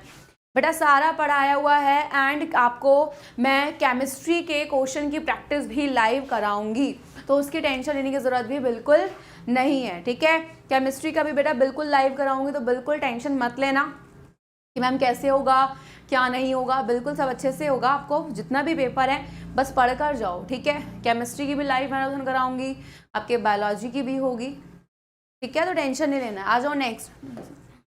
चलो, तो धातु लवणों के विलयनों के साथ धातुओं की अभिक्रियाएं की बात कर लेते हैं। तो अधिक अभिक्रियाशील धातु अपने से कम अभिक्रियाशील धातु को उसके यौगिक के विलयन या गलित अवस्था में क्या कर देती है, विस्थापित कर देती है। इसे विस्थापन अभिक्रिया कहते हैं। पहले चैप्टर में ही पढ़ा है, अगर धातु ए धातु बी को उसके विलयन से विस्थापित कर देती है तो यह धातु बी की अपेक्षा अधिक अभिक्रियाशील है। ठीक है, क्लियर है। चलो नेक्स्ट आ जाओ, सक्रियता श्रेणी की बात करते हैं। सक्रियता श्रेणी क्या हो जाता है बेटा? तो सक्रियता श्रेणी क्या है कि यानी कि भाई वह सूची जिसमें धातुओं की क्रियाशीलता को अवरोही क्रम में क्या किया जाता है बेटा, वहां पे व्यवस्थित किया जाता है। ओके, अब ये लिस्ट पता होनी चाहिए, ठीक है, क्योंकि यहाँ से कभी कभी ऑब्जेक्टिव क्वेश्चन बन जाता है, शॉर्ट भी बन जाता है। जैसे सबसे ऊपर कौन है भाई, सबसे अधिक क्रियाशील है, फिर उनके घटते हुए क्रम में आए तो नीचे की तरफ कौन हो जाती है बेटा, यहाँ पे सबसे कम जो अभिक्रियाशील धातु होती है। आगे आ जाओ, धातुओं की या धातुओं के साथ अभिक्रिया। तो तत्वों की अभिक्रियाशीलता संयोजकता कोश को पूर्ण करने की प्रवृत्ति के रूप में समझी जा सकती है। धातु के परमाणु अपने संयोजकता कोश से इलेक्ट्रॉन त्याग करते हैं तथा धनायन बनाते हैं। धातु के परमाणु संयोजकता कोश में इलेक्ट्रॉन ग्रहण कर ऋणायन को बना देते हैं। नेक्स्ट, विपरीत आवेशित आयन एक दूसरे को आकर्षित करते हैं तथा मजबूर स्थिर वैद्युत बल में बंद कर आयनिक यौगिक को बना देते हैं। क्लियर है? क्लियर बेटा?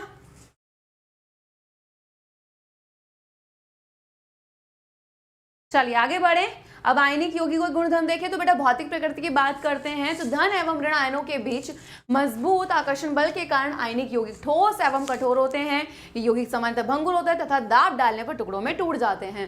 गलनांक एवं क्वंथनांक की बात कर लेते हैं तो आपके जो आयनिक यौगिक होते हैं इनके गलनांक और जो क्वंथनांक वो बहुत ज्यादा होते हैं, क्योंकि मजबूत अंतर आयनिक आकर्षण को तोड़ने के लिए ऊर्जा की पर्याप्त मात्रा की क्या होगी भाई, वहां पे आवश्यकता पड़ती है। नेक्स्ट पॉइंट, घुलनशीलता। तो वैद्युत संयोजक यौगिक सामान्यतः जल में आपके घुलनशील तथा केरोसिन, पेट्रोल आदि में क्या होते हैं बेटा, विलायकों में अविलय होते हैं, यानी कि उसमें नहीं घुलते। आपका विद्युत चालकता, ठोस अवस्था में आयनिक यौगिक विद्युत का चालन नहीं करते हैं, क्योंकि ठोस अवस्था में दृढ़ संरचना के कारण आयन गति संभव नहीं होती है, लेकिन गलित या जलीय अवस्था में आयन स्वतंत्र रूप से क्या करते हैं, गमन करते हैं और किसका, विद्युत का चालन करते हैं। नेक्स्ट आ जाओ, पृथ्वी की भूपर्पटीय धातुओं का मुख्य स्रोत है खनिज। यहाँ से डेफिनेशन आ जाती है कि खनिज क्या होते हैं, अयस्क क्या होते हैं। तो खनिज क्या कि पृथ्वी की भूपर्पटी में प्राकृतिक रूप से पाए जाने वाले तत्व यौगिक जो होंगे उनको क्या कहते हैं, खनिज कह देते हैं। अयस्क क्या होता है कि कुछ स्थानों पर खनिज में कोई विशेष धातु काफी मात्रा में होती है जिसे निकालना लाभकारी होता है, इन खनिजों को क्या कह देते हैं, अयस्क कह देते हैं। अभिक्रियाशीलता के आधार पर हम धातुओं को निम्न प्रकार से विभाजित कर सकते हैं। नंबर 1 निम्न अभिक्रियाशील धातु, अभी एक लिस्ट दिखाई थी, मध्यम अभिक्रियाशील धातु और आपके उच्च अभिक्रियाशील धातुएं। क्लियर है? ओके, नेक्स्ट धातुओं के निष्कर्षण की बात करते हैं तो बेटा प्रत्येक वर्ग में आने वाली धातुओं को प्राप्त करने के लिए विभिन्न तकनीकों का क्या किया जाता है, आपका प्रयोग किया जाता है। ओके, चलो सक्रियता श्रेणी में नीचे आने वाली धातुओं सबसे कम अभिक्रियाशील होती हैं, है ना। ये स्वतंत्र अवस्था में पाई जाती हैं। उदाहरण के लिए गोल्ड हो गया, आपका सिल्वर हो गया, प्लेटिनम हो गया, ठीक। क्लियर है?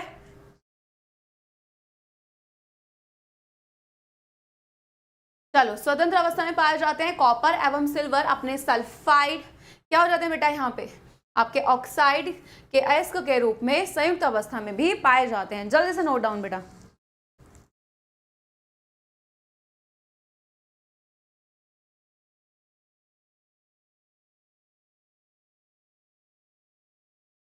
हो गया?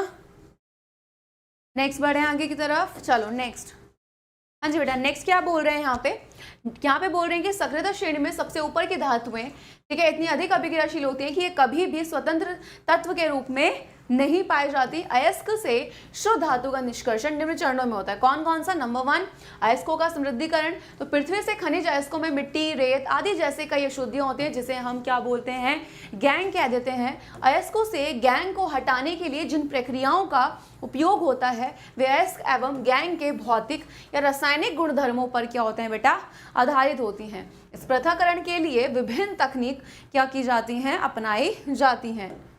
नेक्स्ट आ जाओ सक्रिय श्रेणी में नीचे आने वाली धातु का निष्कर्षण। तो इन धातुओं के ऑक्साइडों को केवल गर्म करने से ही क्या की जा सकती है, धातु प्राप्त की जा सकती है। नेक्स्ट आ जाते हैं, नेक्स्ट है एग्जाम्पल इनका। तो क्या बोल रहे हैं, मरकरी क्या है बेटा, आपका एक अयस्क है। तो वायु में जब आप इसे गर्म करोगे सबसे पहले आपका मर्क्यूरिक ऑक्साइड, ठीक है, में परिवर्तित हो जाएगी और अधिक गर्म करने पर मर्क्यूरिक ऑक्साइड मरकरी में अपचयित हो जाती है। जो लिखा है वही इक्वेशन के फॉर्म में लिखा गया है, ठीक है। चलो नेक्स्ट आ जाएं, नेक्स्ट क्या बोल रहे हैं बेटा यहाँ पे, हाँ जी, कि सक्रिय श्रेणी में मध्य में स्थित धातुओं का निष्कर्षण। तो प्रकृति में यह प्राय सल्फाइड या कार्बोनेट के रूप में पाई जाती है। सल्फाइड या कार्बोनेट की तुलना में धातु को उसके ऑक्साइड से प्राप्त करना अधिक आसान है, अतः कार्बोनेट व सल्फाइड को पहले ऑक्साइड में बदला जाता है। सक्रिय श्रेणी के मध्य में से धातु के निष्कर्षण में नेक्स्ट आ जाता है यहाँ पे आपका भर्जन, ठीक है। सल्फाइड अयस्क को इनकी डेफिनेशन पूछी जाती है कि भर्जन क्या होता है, निस्तापन क्या होता है, तो पता होना चाहिए। तो सल्फाइड अयस्क को वायु की उपस्थिति में अधिक ताप पर गर्म करने पर यह ऑक्साइड में परिवर्तित हो जाती है। इस क्रिया को हम क्या कहते हैं, भर्जन कहते हैं। निस्तापन क्या होता है कि कार्बोनेट अयस्क को जब सीमित वायु में अधिक ताप पर गर्म करने पर यह ऑक्साइड में परिवर्तित हो जाती है, तो इस क्रिया को हम निस्तापन कह देते हैं।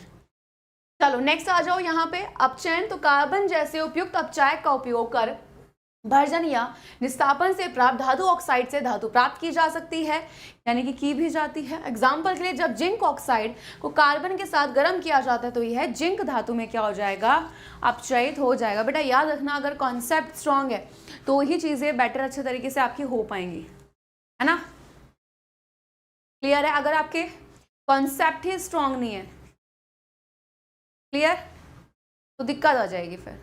यहाँ तक सभी को क्लियर है बेटा? बहुत बार रिवीजन करा है इस चैप्टर का भी मैंने, रासायनिक अभिक्रिया सारे मैंने आपको टॉपिक बार बार क्वेश्चन आंसर के फॉर्म में रिवाइज कराए हैं। कोई प्रॉब्लम यहाँ तक? हाँ जी,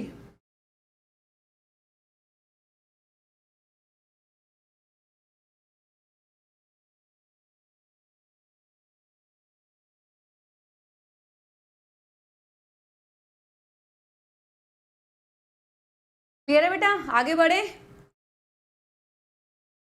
चलिए नेक्स्ट पॉइंट पर आ जाएं। एक बार इसको नोट डाउन कर लो फटाफट से।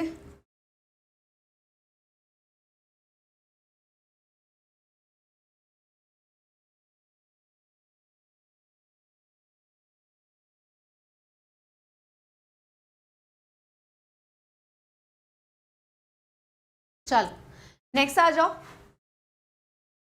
हाँ जी, धातु निष्कर्षण में विस्थापन अभिक्रिया अत्यधिक उष्माक्षेपी होती है। इसमें उत्सर्जित उष्मा की मात्रा इतनी अधिक होती है कि धातुएं गलित अवस्था में प्राप्त होती हैं।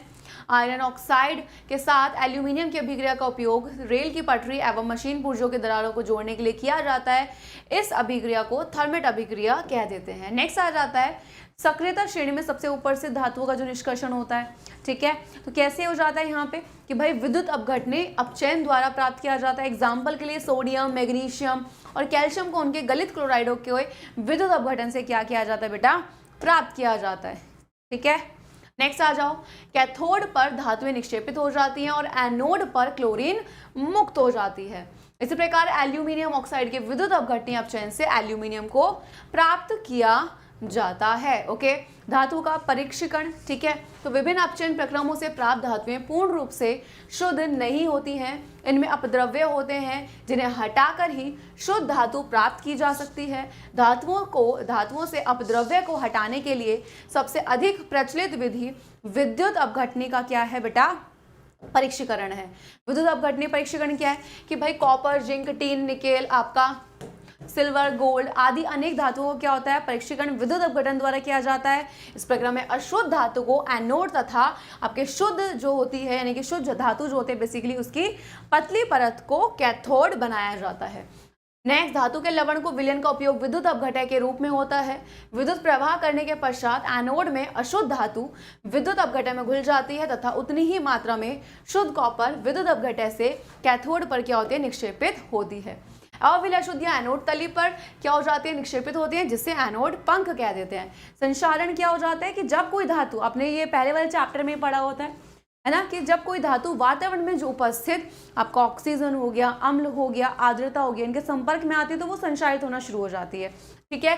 यानी कि संपर्क में आकर क्षय होना प्रारंभ हो जाती है। इसे ही संचारण कहते हैं। डेफिनेशन अलग से पूछी जाती है। सिल्वर का संचारण, तो खुली वायु में कुछ दिन छोड़ देने पर सिल्वर की वस्तुएं काली हो जाती हैं। ऐसा सिल्वर का वायु में उपस्थित सल्फर के साथ अभिक्रिया करके सिल्वर आपका जो बेसिकली सल्फाइड होता है उसकी परत बनने के कारण होता है। नेक्स्ट, कॉपर का संचारण कैसे होगा, तो कॉपर वायु में उपस्थित आर्द्र CO2 से अभिक्रिया, सॉरी बेटा O2 आएगा यहाँ पे, ठीक है, O2 से अभिक्रिया करने का अपनी भूरी रंग की जो चमक होती है वो धीरे खो देती है। आपने देखा होगा धीरे धीरे वो कैसी हो जाती है, कॉपर जैसे आपने तांबे की अंगूठी पहनी, थोड़े दिन बाद कैसी हो जाती है, वो थोड़ी सी हरी हरी सी, है ना। इस प्रकार क्षारीय कॉपर कार्बोनेट की हरे रंग की परत चढ़ जाती है। नेक्स्ट, लोहों का संचारण लंबे समय तक आर्द्र वायु में रहने पर क्या होता है, लोहे पर भी भूरे रंग की क्या होती है बेटा, धीरे धीरे वहां पे परत चढ़ जाते हैं, जिसको हम क्या कहते हैं, जिसे हम जंग लगना कह देते हैं। चलो नेक्स्ट, अब संचारण से सुरक्षा कैसे कर सकते हैं हम लोग, तो बेटा धातुओं पर पेंट करके, तेल लगाकर, ग्रीस लगाकर, यशद लेपन, ठीक है, इन सब से हम क्या कर सकते हैं, जो संचारण होता है उसको धीमा किया जा सकता है या रोका जा सकता है। यशद लेपन क्या होता है, तो लोहा एवं इस्पात को जंग से सुरक्षित रखने के लिए उन पर जस्ते की पतली परत चढ़ाना यशद लेपन कहलाता है। क्लियर है। आगे आ जाओ, मिश्र धातु क्या है, तो बेटा दो या दो से अधिक धातुओं, कभी कभी अधातु भी हो सकती है, इनके समांगी मिश्रण को मिश्रातु या मिश्र धातु कह देते हैं। इसे तैयार करने के लिए पहले मूल धातु को गलित अवस्था में लाया जाता है एवं तत्पश्चात दूसरे तत्वों को एक निश्चित अनुपात में इसे विलीन किया जाता है, फिर इसे कमरे के ताप पर शीतलकृत किया जाता है। यदि कोई एक धातु पारा है तो उसके मिश्र धातु को अमलगम कहते हैं। ऑब्जेक्टिव क्वेश्चन बोर्ड में आया हुआ है।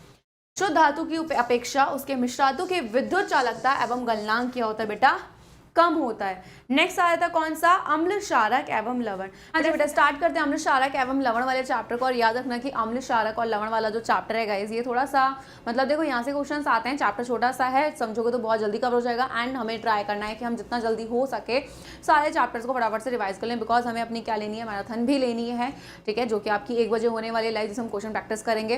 तो अगर मैराथन ये वाली लंबी खिंच जाएगी तो आपको कहीं ना कहीं वहाँ प्रॉब्लम होगी, तो हम क्वेश्चन प्रैक्टिस भी करेंगे, ठीक है। तो भाई अम्ल क्षारक और लवण की बात कर लेते हैं। सबसे पहले भाई यहाँ पे सबसे पहले जानते हैं अम्ल होते क्या है। अम्ल होते क्या है बेटा, बेसिकली अम्ल को इंग्लिश में हम क्या कहते हैं, एसिड कह देते हैं। और एसिड जो शब्द होता है वो लैटिन भाषा के शब्द एसिडस से इसकी उत्पत्ति हुई है, जिसका मतलब होता है खट्टा। यानी कि हम ये कह सकते हैं कि भाई जो पदार्थ स्वाद में कैसे होते हैं, खट्टे होते हैं, वो अम्ल होते हैं। क्लियर है। अब यहाँ पे अगर हम बात कर लेते हैं अम्ल के भौतिक गुण की, ठीक है, तो स्वाद में कैसे होते हैं बेटा, खट्टे हो जाते हैं। नीले लिटमस को क्या कर देते हैं बेटा, लाल कर देते हैं। जलीय विलयन में क्या देते हैं, हाइड्रोजन आयन, बेटा H पॉजिटिव आयन को इस तरीके से लिखते हैं और OH नेगेटिव को इस तरीके से, ठीक है। जलीय विलयन में विद्युत धारा प्रवाहित करना। नेक्स्ट आ जाओ बेटा, जल्दी रिवाइज करेंगे, इस टाइम वो टाइम नहीं है कि मैं बेटा एक टॉपिक को बेटा ये ऐसे तो डिटेल में समझाऊंगी। बेटा ये होता है अभी वन शॉट रिवीजन का मतलब क्या, मैराथन का रिवीजन का मतलब क्या इसमें, कि आपको फटाफट सारी चीजें रिवाइज करा दूंगी, ताकि जब मैं क्वेश्चन प्रैक्टिस कराऊँ आप अच्छे से कर पाएं, ठीक है। तो धातु के साथ अभिक्रिया करके क्या बना रहा है, हाइड्रोजन को निष्कासित कर रहा है। धातु कार्बोनेट हाइड्रोजन कार्बोनेट के साथ अभिक्रिया करके किसको, CO2 को निष्कासित कर रहा है। कुछ धातु ऑक्साइड अम्ल के साथ अभिक्रिया कर क्या करते हैं बेटा, लवण और जल को बनाना। ये कुछ आपके प्राकृतिक स्रोत है अम्ल के। नेक्स्ट, अम्लों के आपके प्रकार आते हैं, जिसमें बेसिकली आपका प्रबल और दुर्बल अम्ल को वो अक्सर पूछ लेते हैं। तो प्रबल अम्ल, दुर्बल अम्ल, सांद्र और तनु अम्ल क्या होते हैं, तो बेटा प्रबल अम्ल क्या होते हैं, यानी कि वो अम्ल जो जलीय विलयन में पूर्णतः आयनित हो जाते हैं, प्रबल अम्ल कहलाते हैं। एग्जाम्पल जैसे आपका H2SO4 यानी कि आपको सल्फ्यूरिक अम्ल, नाइट्रिक एसिड, ये सब इसके एग्जाम्पल हैं। प्रबल अम्लों में प्रोटोन अथवा यानी कि अगर हम बात करें जितने भी जो प्रोटोन होते हैं, तो प्रोटोन अर्थात हाइड्रोजन आयन जितने भी जो होते हैं आपके क्या होते हैं बेटा, यहाँ पे आपके त्याग करने की कुछ क्षमता होती है, अर्थात प्रबल अम्ल अपने सघटक तत्वों के आयनों में विखंडित हो जाते हैं। फटाफट से नोट डाउन।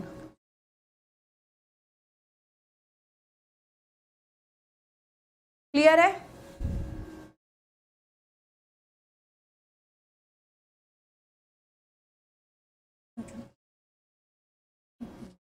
नेक्स्ट आ जाओ, नेक्स्ट पे क्या बोल रहे हैं बेटा, यहाँ पे दुर्बल अम्ल, तो अम्ल जो जलीय विलयन में पूर्णतः आयनित हो जाते हैं। क्लियर।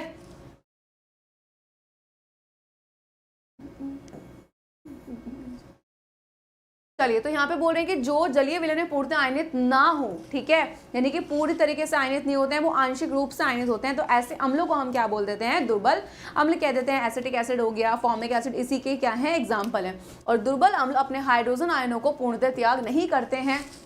समान सांद्रता पर दुर्बल अम्लों का pH मान प्रबल अम्लों से क्या होता है, अधिक हो जाता है। सांद्र अम्ल क्या होते हैं, जिसमें अम्ल अधिक मात्रा में होता है, जबकि जल जो होता है वो किसमें, कम मात्रा में होता है। लेकिन तनु के अपोजिट हो जाएगा कि भाई जिसमें अम्ल क्या हो, अल्प मात्रा में हो, और जल जो होते हैं वो अधिक मात्रा में होते हैं। क्षारक क्या होते हैं भाई, इनका स्वाद कड़वा होता है, स्पर्श करने पर कैसे साबुन के जैसे लगते हैं, क्षारक कहलाते हैं। इनके भौतिक गुण क्या होते हैं भाई, कड़वे होते हैं, ठीक है। लाल लिटमस को क्या कर देते हैं, नीला कर देते हैं। जल में क्या देते हैं, OH नेगेटिव आयन दे देते हैं, और जल में विलयन जो होता है उसमें विद्युत धारा प्रवाहित ना करना। नेक्स्ट रासायनिक गुणों की बात करते हैं तो हाइड्रोजन को मुक्त करेगा, धातु के साथ अभिक्रिया करके। क्षार अम्लीय ऑक्साइड के साथ अभिक्रिया करके क्या बनाएगा, लवण को बनाता है, ठीक है। नेक्स्ट आया था बेटा यहाँ पे सूचक। तो सूचक क्या है कि किसी दिए गए विलयन में अम्ल या क्षारक की उपस्थिति को दर्शाते हैं। इनका रंग या गंध अम्लीय या क्षारक माध्यम में क्या होता है, बदल जाता है। सूचक के अगर हम प्रकार की बात करें तो वैसे तो संसूचक बहुत प्रकार के होते हैं, परंतु उनके सामान्य प्रकार कुछ इस प्रकार है। सूचक के प्रकार क्या है, तो भाई यहाँ पे अगर हम बात करें प्राकृतिक सूचक, तो वे सूचक जो प्राकृतिक स्रोतों के क्या होते हैं कि प्राकृतिक जितने भी स्रोत होते हैं उनसे प्राप्त होते हैं, प्राकृतिक आपके संसूचक कहलाते हैं, जैसे लिटमस, हल्दी वगैरह। अब यहाँ पे लिटमस क्या है, तो अम्ल और क्षारक की पहचान के लिए सबसे सामान्य रूप में इसको उपयोग किया जाता है, ठीक है। और इसको प्राप्त किससे किया जाता है, लाइकेन से। लिटमस पत्र तो लिटमस विलयन के रूप में तथा कागज की पट्टियों के रूप में क्या होता है बेटा, उपलब्ध होता है। इन कागज की पट्टियों को लिटमस पत्र कह देते हैं। लिटमस पत्र दो रंगों का होता है, नीला और लाल। अब नीले लिटमस पत्र को लाल कर देंगे और क्षार में क्या होगा, यानी कि लाल को नीला कर देते हैं। हल्दी क्या है, हल्दी भी आपका एक प्राकृतिक सूचक आ जाता है। आपने देखा होगा अक्सर क्या होता है कि जब साबुन होती है, आपकी किसी कपड़े पे हल्दी लग गई और आपने साबुन इस पर रगड़ दी, तो वो कैसा होता है, और भूरा हो जाता है, ठीक है। नेक्स्ट आ जाओ आपका संश्लेषित जो सूचक होते हैं, ये क्या होते हैं, ये प्राकृतिक नहीं होते हैं, बल्कि जितने भी जो केमिकल वगैरह होते हैं, रासायनिक पदार्थ, उनके द्वारा बनाए होते हैं। जैसे मेथिल ऑरेंज हो गया, फिनाफ्थलीन हो गया, है ना। इनकी जो यूज किया जाता है वो भी किसके लिए, अम्ल और क्षारक की जांच के लिए इनका यूज किया जाता है, ठीक है।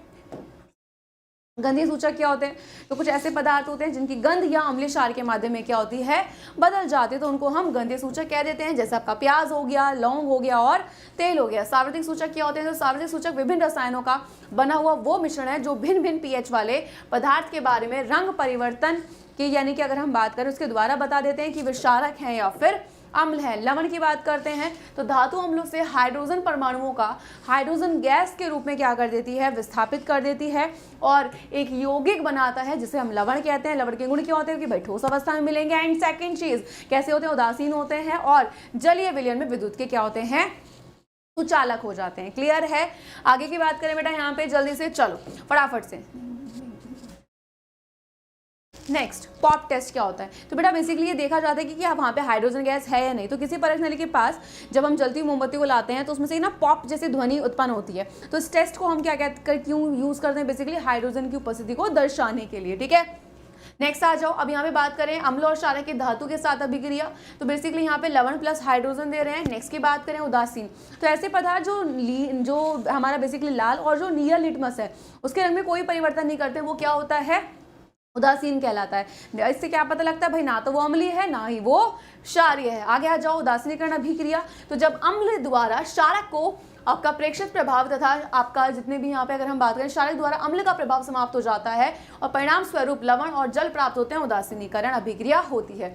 अम्लों के साथ धात्विक ऑक्साइड की अभिक्रिया की बात करें तो धात्विक ऑक्साइड की प्रवृत्ति क्षारीय होती है क्योंकि यह अम्ल के साथ क्रिया करके लवण और जल को बना देते हैं, ठीक है। आपके सामने एक यहाँ पे दिया गया, ये देख लेना, प्रबल अम्ल है, दुर्बल क्षारक है, तो क्या बन रहा है, अम्लीय लवण और साथ साथ जल। और विलयन का जो pH है यहाँ पे वो कितना है, pH 7 से कम, किसी में ज्यादा होगा, ठीक है। अम्ल क्षारक में समानता की बात करें तो भाई अम्ल क्या देंगे, हाइड्रोजन आयन, क्षारक क्या देंगे, OH नेगेटिव। आगे आ जाओ नेक्स्ट पे। जलीय विलयन में अगर हम यहाँ पे बात कर लेते हैं बेटा किसकी, आपके कि आखिर अम्ल या क्षारक का क्या होता है, तो बेटा जल में अम्ल और क्षारक के मिलने पर आयन की सांद्रता के में प्रति इकाई आयतन में क्या होता है, कमी हो जाती है। इस क्रिया को तनुकरण कहते हैं और अम्ल या क्षारक तनुकृत होते हैं, ठीक है। नेक्स्ट अम्ल क्षार की प्रबलता की बात करते हैं, ठीक है। तो किसी क्षार या अम्ल की प्रबलता उसके द्वारा उत्पन्न हाइड्रोजन आयन, ठीक है, आपका साथ ही साथ यहाँ पे OH आयनों की संख्या पर निर्भर करता है।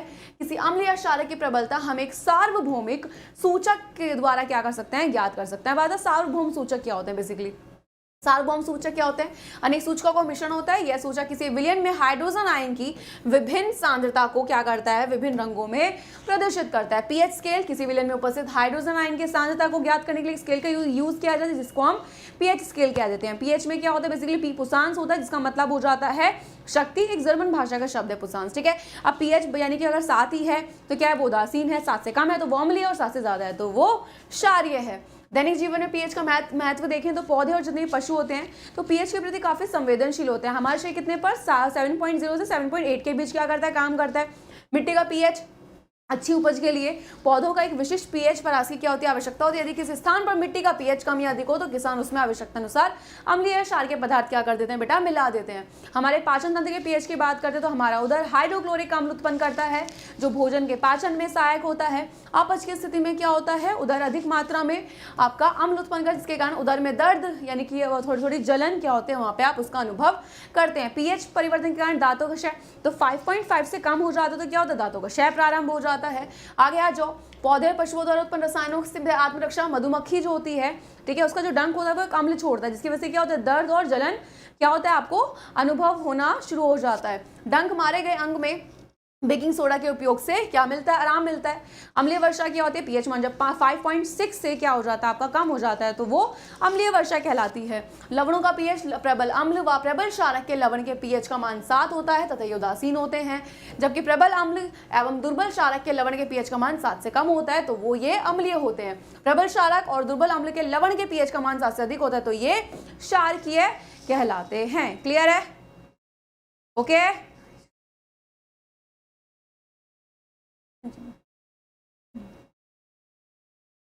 क्लियर है? चलो नेक्स्ट आ जाओ।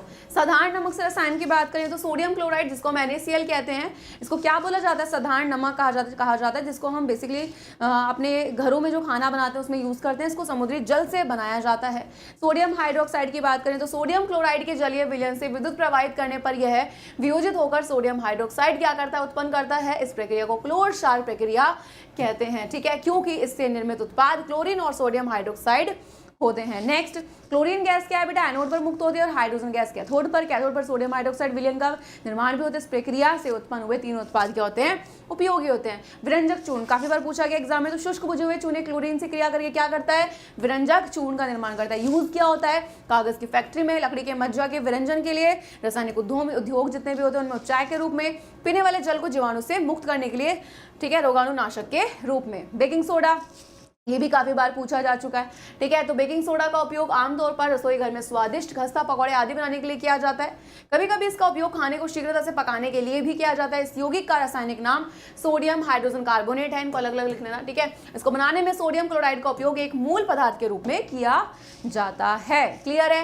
नेक्स्ट, यूज क्या है बेकिंग पाउडर बनाने में, ठीक है, इसका मिश्रण होता है, यानी कि बेकिंग पाउडर बनाने में बेकिंग सोडा प्लस जो टार्टरिक एसिड होता है उसका मिश्रण होता है। इस सभी क्रिया में क्या होता है, उत्पन्न जो CO2 होती है उसके कारण आपके जो पाउडर जिसको आप केक यानी कि बेसिकली जो होता है उसमें खमीर उठ जाता है, इससे यह मुलायम और स्पंजी हो जाता है, ठीक है। यहाँ पर अगर हम बात करें इसका यूज कहाँ पे, सोडा यानी कि अगर हम बात करें सोडा अग्निशामक के रूप में भी किया जाता है। नेक्स्ट आता है धोने के सोडे की बात करते हैं। सोडियम कार्बोनेट को पुनः क्रिस्टलीकरण से क्या किया जाता है, धोने का सोडा प्राप्त होता है। ये क्या होता है, क्षारकीय लवण हो जाता है। इसका यूज क्या है भाई, कांच, साबुन और कागज उद्योगों में होता है। इनका उपयोग बोरेक्स के उत्पादन में होता है। इसका यूज घरों में साफ सफाई के लिए किया जाता है और जल की स्थायी कठोरता को हटाने के लिए भी क्या किया जाता है, इसका यूज किया जाता है। नेक्स्ट आ जाता है बेटा प्लास्टर ऑफ पेरिस, ठीक है। तो जिप्सम को 373 K पर गर्म करने पर यह जल के अणुओं को क्या कर देता है, त्याग कर कैल्शियम सल्फेट, ठीक है, हेमीहाइड्रेट बनाता है। ये सफेद जो आपका चूर्ण है, ठीक है, तो ये सफेद चूर्ण है जो जल में मिलाने पर क्या होता है, पुनः जिप्सम बनकर ठोस प्रदान करता है, ठीक है। इसका यूज कहाँ होता है भाई, डॉक्टर जितनी भी टूटी फूटी हड्डियां जो होती हैं उनको जोड़ने के लिए इसका यूज करते हैं, ठीक है। खिलौने बनाने में इसका यूज किया जाता है, सजावट को बनाने में, ठीक है। इसका उपयोग सतह को चिकना बनाने के लिए भी क्या किया जाता है, इसका यूज किया जाता है। क्रिस्टलन का जल, तो लवण के एक सूत्र इकाई में जल के निश्चित अणुओं की संख्या वो क्रिस्टलन का जल कह देते हैं। क्लियर है? अब आ जाता है नेक्स्ट चैप्टर। यहां तक देखो ये चैप्टर मैंने कितनी जल्दी कवर कराया आपको। रासायनिक अभिक्रिया वाला हो चुका है, धातु अधातु हो चुका है, अब अम्ल क्षारक हो चुका है। अब आ चुका है सबसे लास्ट वाला चैप्टर। मैं वापस बोल रही हूँ बेटा, जल्दी जल्दी रिवाइज करना पड़ेगा, टॉपिक को समझोगी है क्या। अच्छा जल्दी से रिवाइज हो गया, क्योंकि पूरे साल तुमने एक टॉपिक को एक क्लास में एक लेक्चर में पढ़ लिया है। अब लेक्चर में पढ़ने के बाद में बारी आ जाती है कि भाई इस पूरे चैप्टर को एक बार फटाफट से रिवाइज कर ले, फिर हम क्वेश्चन प्रैक्टिस करेंगे। इससे होगा क्या, हम सारी चीजों को बहुत ही अच्छे तरीके से रिवाइज कर पाते हैं, ठीक है। चलिए तो यहाँ पे स्टार्ट करें। ओके, कार्बन और उसके यौगिक। तो कार्बन क्या है भाई, एक सर्वोत्मुखी तत्व है। कार्बन भूपर्पटी में खनिज के रूप में 0.02% उपस्थित है। वायुमंडल में यह कार्बन डाइऑक्साइड के रूप में 0.03 उपस्थित होता है, ठीक है। नेक्स्ट आ जाओ यहाँ पे, ये एक बार लास्ट वाली लाइन देख लो कि सभी सजीव संरचनाएं कार्बन पर आधारित हैं। कागज, प्लास्टिक, चमड़े और आपका रबड़ में कार्बन। इसके यौगिकों का उपयोग कहाँ होता है, कार्बन और उसके यौगिकों, तो अधिकतर कहाँ पे ईंधन के रूप में किया जाता है, क्योंकि कार्बन के ऑक्सीजन में दहन पर कार्बन डाइऑक्साइड जल का निर्माण होता है तथा बहुत बड़ी मात्रा में ऊष्मा और प्रकाश उत्पन्न होता है। इसके अतिरिक्त इनका ज्वलन ताप माध्यम कैलोरी मान अधिक होता है और इनके दहन में कोई अवशेष नहीं बचता, न ही हानिकारक गैसें क्या होती हैं, उत्पन्न होती हैं। नेक्स्ट आता है सहसंयोजी आबंध जो होता है, डेफिनेशन पता करके पता होनी चाहिए क्या है। तो दो परमाणु के बीच इलेक्ट्रॉन के एक युग्म की जो साझेदारी होती है, उसके बनने वाला जो आबंध होता है उसको हम क्या कहते हैं, सहसंयोजी आबंध कह देते हैं। नेक्स्ट की बात कर लेते हैं, यहाँ पे कार्बन के अपरूप हीरा ग्रेफाइट अक्सर पूछे जाते हैं। दोनों ही क्या है बेटा, कार्बन के परमाणु से बने होते हैं। इनके अपरूपों को रासायनिक गुण एक समान होते हैं, ठीक है, लेकिन भौतिक गुणधर्म क्या होते हैं, इनके अलग होते हैं। नेक्स्ट आ जाओ, हीरे में कार्बन का प्रत्येक परमाणु कार्बन के 4 अन्य परमाणु के साथ आबंधित होता है, जिससे एक दृढ़ त्रियामी संरचना बनती है। ग्रेफाइट में कार्बन के प्रत्येक परमाणु का आबंधन कार्बन के 3 अन्य परमाणुओं के साथ एक ही तल पर होता है, जिससे षटकोणीय व्यू मिलता है। ग्रेफाइट की संरचना में षटकोणीय तल एक दूसरे के ऊपर व्यवस्थित होते हैं। फटाफट से इन पॉइंट्स को पढ़ेंगे जल्दी से। ग्रेफाइट और हीरे में क्या अंतर है,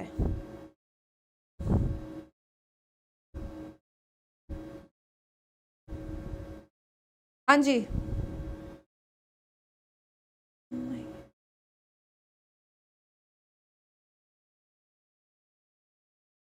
हाँ जी बेटा, चलिए। तो हीरा कैसा होता है बेटा, कठोरतम यानी कि प्राकृतिक पदार्थ है। ग्रेफाइट कोमल होता है। हीरा विद्युत का कुचालक और ऊष्मा का सुचालक होता है, जबकि ग्रेफाइट विद्युत और ऊष्मा का सुचालक होता है। हीरा कैसा होता है बेटा, यहाँ पे अगर हम बात कर लेते हैं पारदर्शी होता है, ग्रेफाइट अपारदर्शी होता है, इसके यानी कि आर पार अगर हम बात करते हैं देखा ना जा सके, ठीक है। नेक्स्ट आ जाओ, नेक्स्ट की अगर हम बात कर लेते हैं तो यहाँ पे अगर हम देखें, नेक्स्ट यहाँ पे भूमिका दी हुई यानी कि भाई की कार्बन की सर्वतोमुखी प्रकृति, तो यहाँ पे सहसंयोजी आबंध की अगर हम बात करें प्रकृति के कारण कार्बन की बड़ी संख्या में यौगिक बनाने की क्षमता होती है, ठीक है।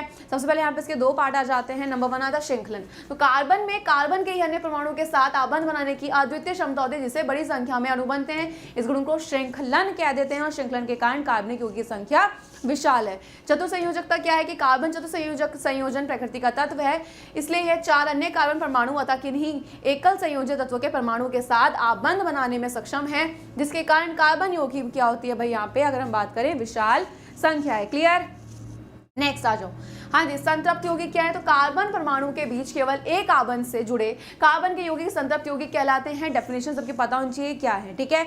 और ये यौगिक कैसे होते हैं, अधिक अभिक्रियाशील नहीं होते। असंतृप्त की बात करते हैं तो द्वि अथवा त्रि आबंध वाले जो कार्बन होते हैं उनके यौगिक असंतृप्त यौगिक क्या होते हैं बेटा, बेसिकली कहलाते हैं। नेक्स्ट पॉइंट, यहाँ पे कुछ दिए हुए हैं आपको हाइड्रोकार्बन, ठीक है, डेफिनेशन अभी आगे आएगी। तो हाइड्रोकार्बन कार्बन होते क्या है, कार्बन और हाइड्रोजन के जो यौगिक होते हैं उनको हाइड्रोकार्बन हम लोग कह देते हैं। क्लियर है। यहाँ से कुछ नाम अक्सर पूछे जाते हैं तो इसलिए आप ये देख लेना चार्ट, ठीक है। नेक्स्ट आ जाओ, यहाँ पे संतृप्त हाइड्रोकार्बन लिखा है, हाइड्रोकार्बन के नेम, आणविक सूत्र और उनके संरचना सूत्र वहां पर लिखे हुए हैं। क्लियर। असंतृप्त, उनके भी साइड में नाम, सूत्र और संरचना लिखी हुई है। क्लियर, ठीक है। अब आ जाओ संरचनात्मक समावयव, तो भाई वे यौगिक जो आणविक सूत्र तो समान होते हैं लेकिन उनकी संरचना अलग होती है, संरचनात्मक समावयव कहलाते हैं।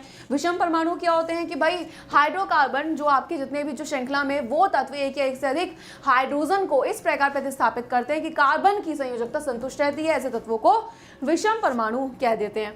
क्लियर। नेक्स्ट, प्रक्रियात्मक समूह, तो ये विषम परमाणु या विभिन्न परमाणुओं का समूह है जो कार्बनिक यौगिकों को अभिक्रियाशीलता तथा विशेष गुण प्रदान करते हैं। प्रकार्यात्मक क्या कहलाते हैं, समूह कहलाते हैं, ठीक है। एक बार इनकी भी स्ट्रक्चर देख लो, प्रकार्यात्मक समूह लिखा हुआ उधर, ठीक है, और इनका यहाँ पे समूह का जो सूत्र होता है बेसिकली वो लिखा हुआ है। ये काफी आपको हेल्प करेगा डिटेल में। पीडीएफ बेटा मैं टेलीग्राम पे प्रोवाइड कर दूंगी, इससे आपको काफी हेल्प हो जाएगी चीजों को समझने में, ठीक है। नेक्स्ट आ जाता है बेटा यहाँ पे समजातीय श्रेणी, तो भाई यौगिकों की वह श्रृंखला जिसमें कार्बन श्रृंखला में स्थित हाइड्रोजन एक ही प्रकार के प्रकार्यात्मक समूह जो होते हैं उसे विस्थापित होता है, उसे समजातीय श्रेणी कहते हैं। बेटा अभी मैं वापस बोलूंगी, इतना टाइम नहीं कि बेटा मैं वापस यहाँ बताऊँ बेटा ये वर्ड है इसे संयोग करेगा, देखो इस तरीके से टाइम नहीं है बिल्कुल भी, बिकॉज मैं आपको पता है कि मैराथन केमिस्ट्री आएगी जिसमें क्वेश्चन प्रैक्टिस भी करनी है अभी, और अगर ये लंबी खींच गई मैराथन तो कहीं ना कहीं आपको प्रॉब्लम हो जाएगी। और हम क्या करें, रिविजन करें, क्योंकि पूरे साल पढ़ लिया, अब सिर्फ एग्जाम का टाइम है जिसमें हम सिर्फ चीजों को रिवाइज करेंगे, ठीक है।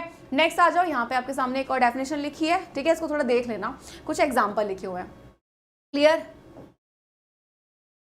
ठीक है, ये मैं आपको पूरा प्रोवाइड कर दूंगी, इससे आपको चीजों को समझने में काफी ज्यादा आसानी हो जाएगी, ठीक है। यहाँ पे लिखी हुई है इसकी कुछ विशेषता।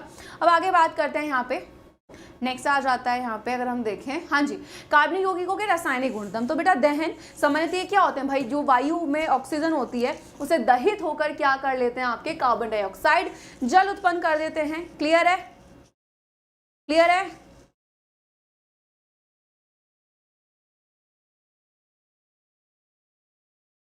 चलो आगे बढ़े। ओके, ऊष्मा एवं प्रकाश को क्या कर रहे हैं, मुक्त कर रहे हैं, वही रिएक्शन में बताया गया। संतृप्त हाइड्रोकार्बन क्या होते हैं बेटा, वायु की प्रचुर मात्रा में जलने पर नीली ज्वाला तथा वायु की सीमित आपूर्ति में, ठीक है, यहाँ पे अगर हम बात करें, ठीक है, कजली ज्वाला उत्पन्न कर देते हैं। असंतृप्त हाइड्रोकार्बन दहन करने पर आपका यहाँ पे बेसिकली ज्वाला क्या कर रहे हैं, उत्पन्न कर रहे हैं, कोयला, पेट्रोल, है ना। आपने देखा होगा कितना एकदम काले रंग का धुआं सा निकलता है, उसकी बात चल रही है यहाँ पे। तो कोयला पेट्रोल के दहन द्वारा सल्फर तथा नाइट्रोजन के आपके ऑक्साइड होते हैं, ठीक है, अम्लीय वर्षा के लिए काफी उत्तरदायी। ऑक्सीकारक क्या है, कुछ पदार्थों में अन्य पदार्थों के ऑक्सीजन देने की क्षमता होती है, ऐसे पदार्थों को ऑक्सीकारक कहा जाता है। ऑक्सीकरण अभिक्रिया क्या है, तो भाई यौगिक, यानी कि ऑक्सीकरण अभिक्रिया में क्या होता है, यौगिक द्वारा ऑक्सीजन का संयोग होता है और हाइड्रोजन क्या हो जाता है, अलग हो जाता है। तो एथेनॉल से एथेनोइक एसिड में परिवर्तन को ऑक्सीकरण अभिक्रिया कहा जाता है, क्योंकि एथेनॉल से एथेनोइक अम्ल बनाने में क्या होता है, यानी कि उससे बनने में ऑक्सीजन का क्या हो जाता है, वहां पे संयोग होता है। क्लियर। एंड हाइड्रोजन क्या होती है, अलग होती है। ठीक, क्लियर है यहां तक, जल्दी से बताएंगे। क्लियर, हाँ जी बेटा, रिवाइज कर रहे हो बेटा साथ साथ सारी चीजें।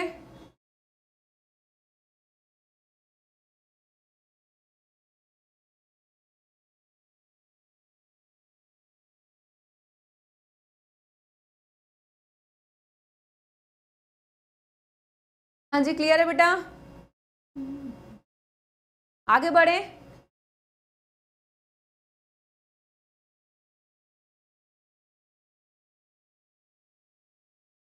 चलिए आगे बढ़ते हैं। नेक्स्ट, संकलन अभिक्रिया।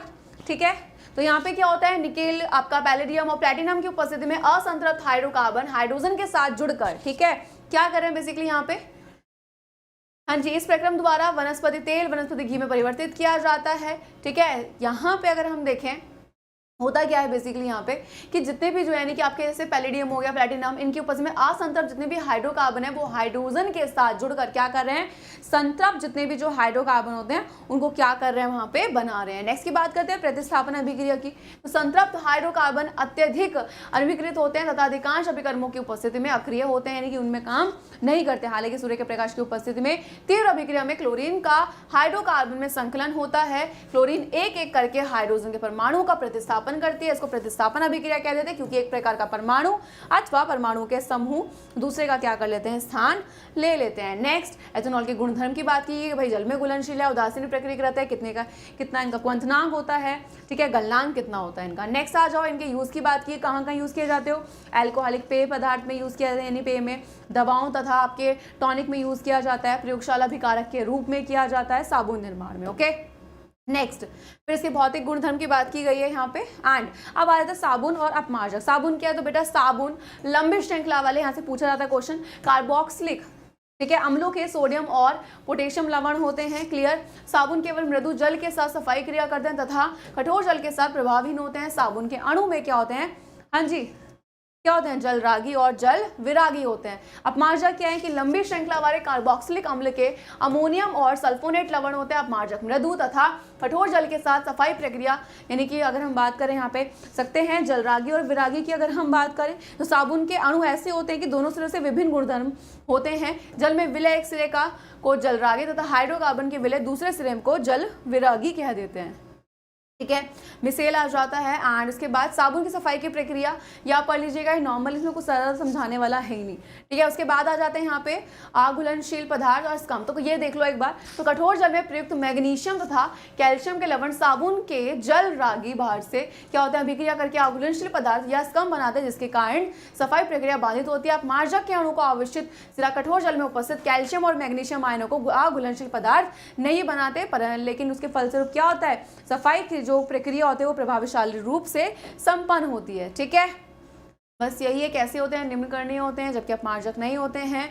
साबुन पर्यावरण हितैषी होते हैं लेकिन अपमार्जक नहीं, यही पॉइंट बोला गया है। ठीक है, तो यहाँ पे आके आपका चैप्टर हो जाता है खत्म। देखो गाइज, हमने फटाफट कितने कम समय जल्दी से पूरा रिवाइज कर लिया। डिटेल मैंने वापस बोल रही पूरा का बेटा मैंने आपको डिटेल में पढ़ाया हुआ है। जो भी चीज़ें मैंने आपको डिटेल में पढ़ाई हुई हैं, प्लीज़ इनको जाके एक बार देख लेना लेक्चर एंड चैप्टर के बार रिवाइज कर लो। Bye bye and take care guys.